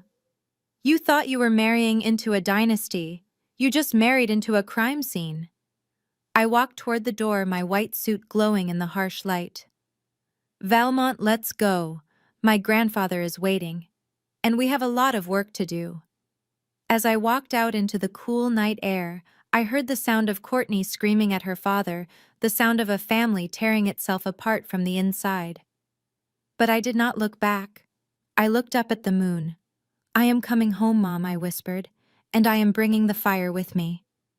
The silence in the room was replaced by the sound of a dynasty crumbling. It was not a loud explosion, but a series of pathetic whimpering noises. I walked over to the massive mahogany desk that had belonged to Franklin Sterling for 40 years. It was the throne from which he had ruled his empire, the desk where he had signed the orders to ruin my company, and the desk where he had kept the secret of my mother's identity hidden for decades. I sat down in the high-backed leather chair. It creaked under my weight, a sound of submission. I rested my hands on the cool wood and looked down at the people who had tried to destroy me. Tyson was the first to break. He looked at Mr. Sterling, who was weeping in the corner. Then he looked at me. He realized that his protector was gone. He realized that the money was gone. And like a rat sensing the ship was going down, he decided to eat his own kind to survive. He scrambled across the floor on his hands and knees. The velvet of his expensive tuxedo pants tore on the broken glass, but he did not care. He crawled until he was at the foot of the desk, right in front of my white heels. He reached out to grab my ankle, but Valmont stepped on his hand, not hard enough to break it, but hard enough to remind him of his place. Jada. Please. Tyson sobbed, snot running down his face, mixing with the blood from his nose. You have to understand. It was not me. I never wanted to hurt you. I still love you, Jada. You know I do. I looked down at him with clinical detachment. You loved me so much, you stole my blueprints and gave them to another woman. That was her idea. Tyson screamed, pointing a shaking finger at Courtney. He spun around on his knees, his eyes wide and frantic. It was all her. She was jealous of you, Jada. She knew how talented you were. She told me that if I did not bring her your designs, she would have her father destroy your reputation anyway.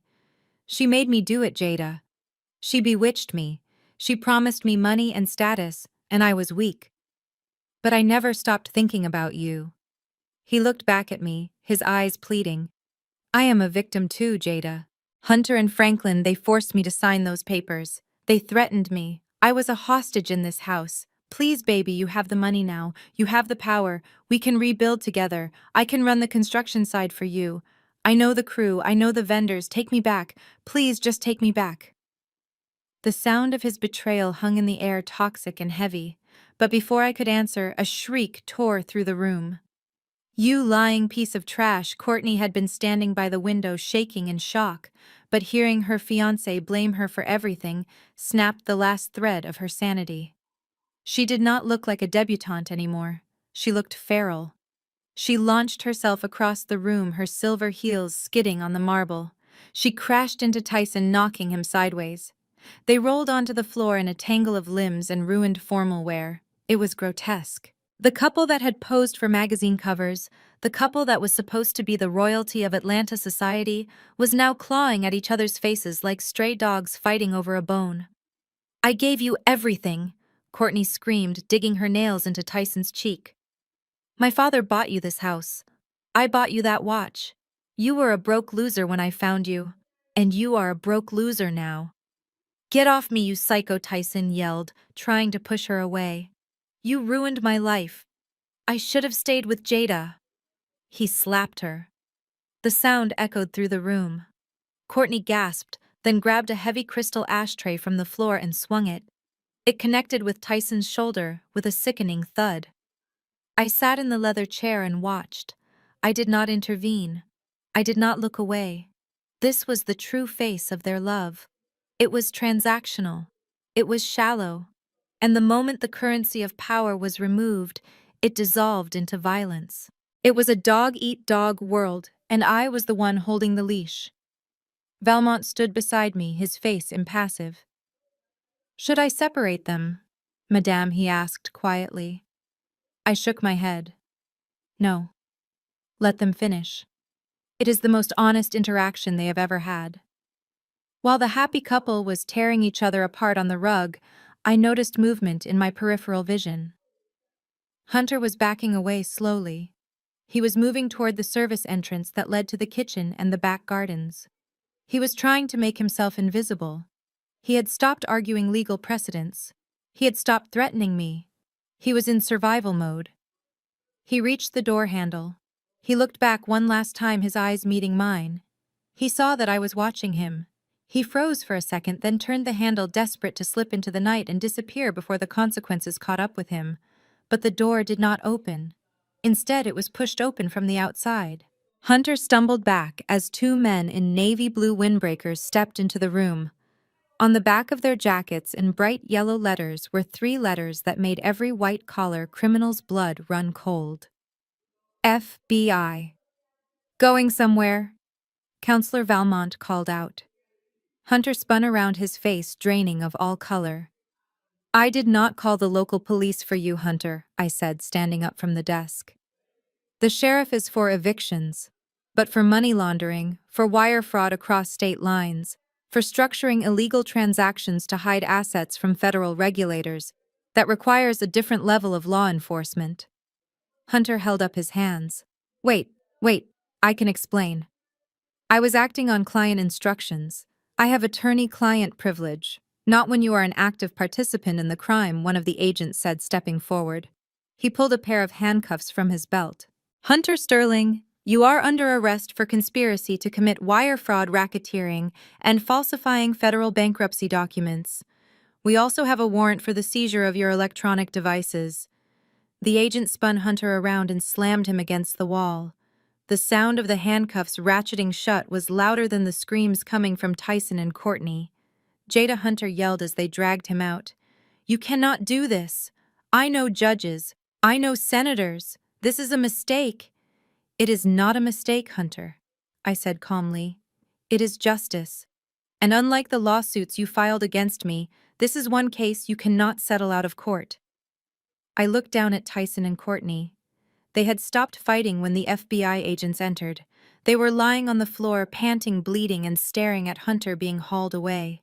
They realized finally that there was no exit. There was no loophole. The walls had fallen and the sky was falling with them. I walked over to them. I stood over them like a colossus. Get up, I said. Get out of my house. I signaled to Valmont's security team. They moved in, grabbing Tyson and Courtney by the arms and dragging them toward the front door. I followed them. I wanted to see this to the end. I wanted to see them cross the threshold from my world back into the nothingness they deserved. We walked out onto the front porch. The night air was cool and crisp. The driveway was bathed in the strobe light effect of red and blue emergency lights. The sheriff's deputies were there to supervise the eviction, but now there were unmarked federal vehicles blocking the gate. I walked to the edge of the stone balcony that overlooked the driveway. I leaned against the railing, the white marble cold under my hands. From up here, I looked like the lady of the manor. Down there on the gravel, they looked like what they were, trespassers. The security guards shoved Tyson toward a waiting police cruiser. The local police had run his plates as promised, and the warrant for his arrest regarding the stolen hard drive had already hit the system. Tyson saw me on the balcony. He stopped fighting the officers. He looked up, his face swollen, his tuxedo torn, tears streaming down his face. Jada, he screamed, his voice raw. Jada, please, do not let them take me. I am sorry, I love you. Remember the beginning. Remember when we started the company in your garage? We were a team. We can be a team again. I looked down at him. I remembered the garage. I remembered eating ramen noodles while we saved for our first truck. I remembered trusting him with my dreams. And I remembered him laughing while he kicked me out of my own life. I leaned over the railing. I remember everything, Tyson, I called down. I remember you telling me I was worthless. I remember you telling me I belonged in a cage. Tyson sobbed. I did not mean it. I was scared.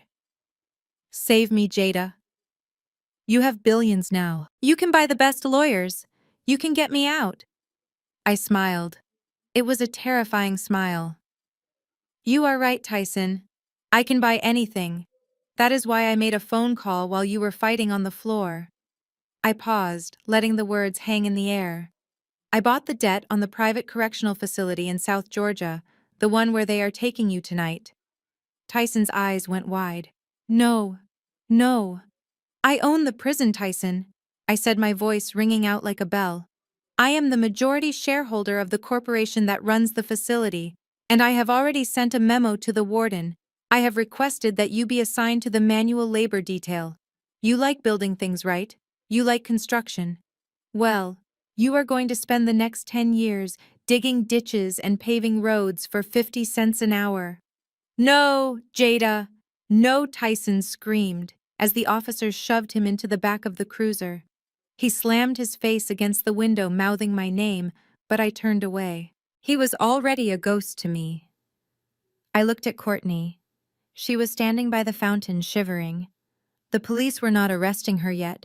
Her crimes were moral, not federal, at least for now. But she was in a worse position. She had no car. The keys had been seized. She had no phone. I had confiscated it as evidence. And she had no money. She looked up at me. Her silver dress was stained red with wine and sticky with champagne. Her hair was a rat's nest. Her makeup was running in black streaks down her face. "How am I supposed to get home?" she wailed. "It is 10 miles to town." "It is dark." I looked at her. I thought about my mother walking miles to work because she could not afford the bus fare. I thought about me sleeping in my truck in the freezing cold. "Start walking, Courtney," I said. "But I have heels on," she cried. "I cannot walk in these." "Then crawl," I said. I turned my back on her. I heard her sobbing, the click-clack of her broken heels on the pavement as she began the long, dark walk down the driveway she used to think she owned. Below me, another car door slammed. I watched as the FBI agents shoved Hunter into the back of a black SUV. He wasn't screaming. He was staring straight ahead, catatonic. He knew what was coming. The disbarment. The prison time. The absolute erasure of his social standing. He was a man who defined himself by his influence, and now he was just inmate number something or other. Valmont stepped up beside me on the balcony. He held out a glass of water. "It is done, madam," he said softly. "The house is secure. The prisoners are in custody. And the jet is fueled and waiting at the airfield." I took the water. I looked out over the dark lake. The reflection of the moon danced on the water undisturbed by the chaos that had just happened. I felt a strange lightness in my chest. The anger that had fueled me for days was gone. It had burned itself out, leaving behind a clean, empty space. I wasn't just Jada the construction worker anymore. I wasn't Jada the victim.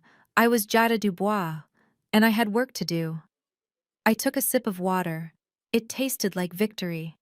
"Let's go to Monaco Valmont," I said. "I want to meet my grandfather, and then I want to start drawing.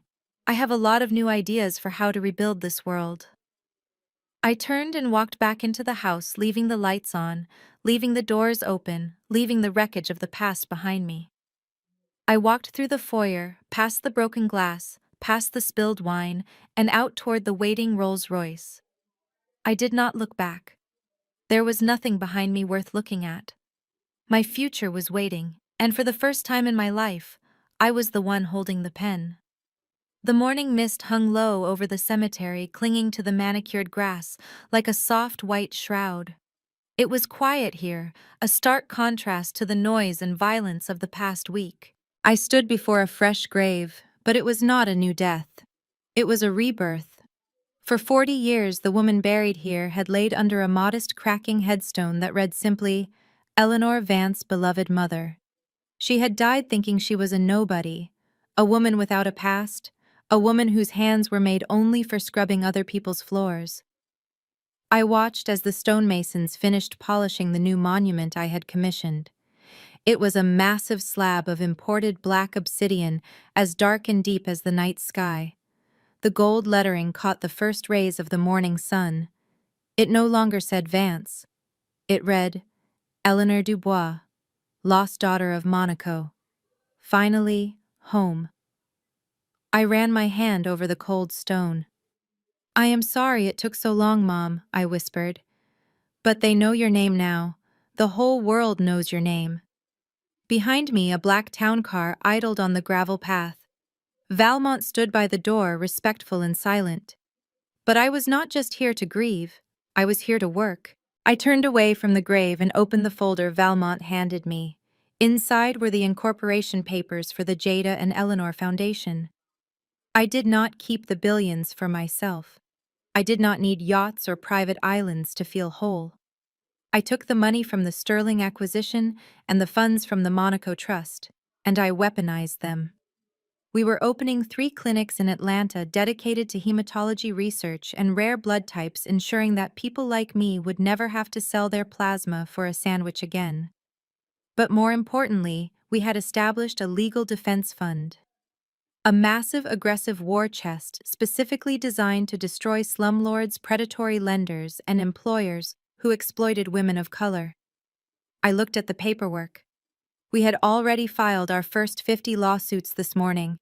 The empire that Franklin Sterling built on the backs of the poor was being dismantled brick by the very people he had stepped on.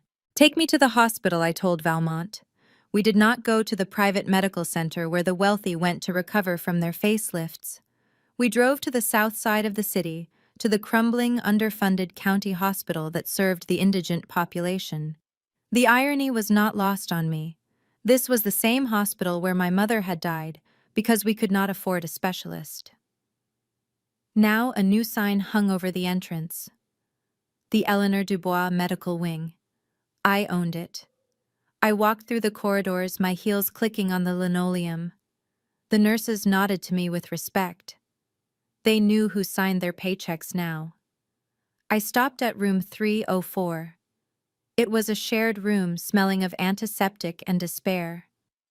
In the bed by the window lay Franklin Sterling. He was not the roaring lion who had thrown me out of his house a week ago. The stress of the foreclosure, the public humiliation, and the seizure of his assets had triggered a massive stroke. He was paralyzed on his right side. His face was slack, drooping heavily. He was hooked up to monitors that beeped in a steady, monotonous rhythm. When I walked in, his left eye, the only part of him that still worked perfectly, widened in terror. He tried to speak, but only a wet, guttural sound came from his throat. "Hello, Franklin," I said softly, standing at the foot of his bed. I did not shout. I did not gloat. I simply looked at him. "The doctors told me you have full cognitive function," I said. "You can hear everything. You can understand everything. You are trapped inside your own body just like you trapped my mother in a life of servitude." His eye darted frantically to the call button, but he could not reach it. "Do not worry," I said, stepping closer. "I am not here to hurt you. In fact, I am your guardian angel. When your insurance lapsed because your company accounts were frozen, the hospital was going to discharge you to a state facility. But I stepped in. I paid for your care." Franklin's eye filled with confusion. He could not understand why I would save him. "I paid for the best doctors, Franklin. I paid for the best life support systems. Because I want you to live." I leaned down, whispering directly into his ear. "I want you to live a very, very long time. I want you to lie in this bed, unable to move, unable to speak and watch the news. I want you to watch as I take your buildings and turn them into affordable housing. I want you to watch as I take your fortune and give it to the people you exploited. Death is too easy for you. You need to witness the world changing and know that you can do absolutely nothing to stop it." I patted his hand gently, a gesture that looked affectionate to anyone passing by but felt like ice to him. "Rest now, Franklin. You have a long life ahead of you, and I will be watching." I turned and walked out of the room, leaving him alone with the sound of his own heartbeat and the knowledge that his hell was just beginning. 1 month later, the air tasted of salt and expensive champagne. I was standing on the deck of a super yacht docked in the harbor of Monte Carlo. The water was a shade of blue that looked photoshopped, shimmering under the Mediterranean sun. The hills of Monaco rose up behind us, dotted with villas and palaces. For the first time in my life, I was not fighting. I was not surviving. I was breathing. A sliding glass door opened, and a nurse wheeled an elderly man onto the deck. He was frail, his skin like parchment paper, but his eyes were sharp and blue, the same blue as mine.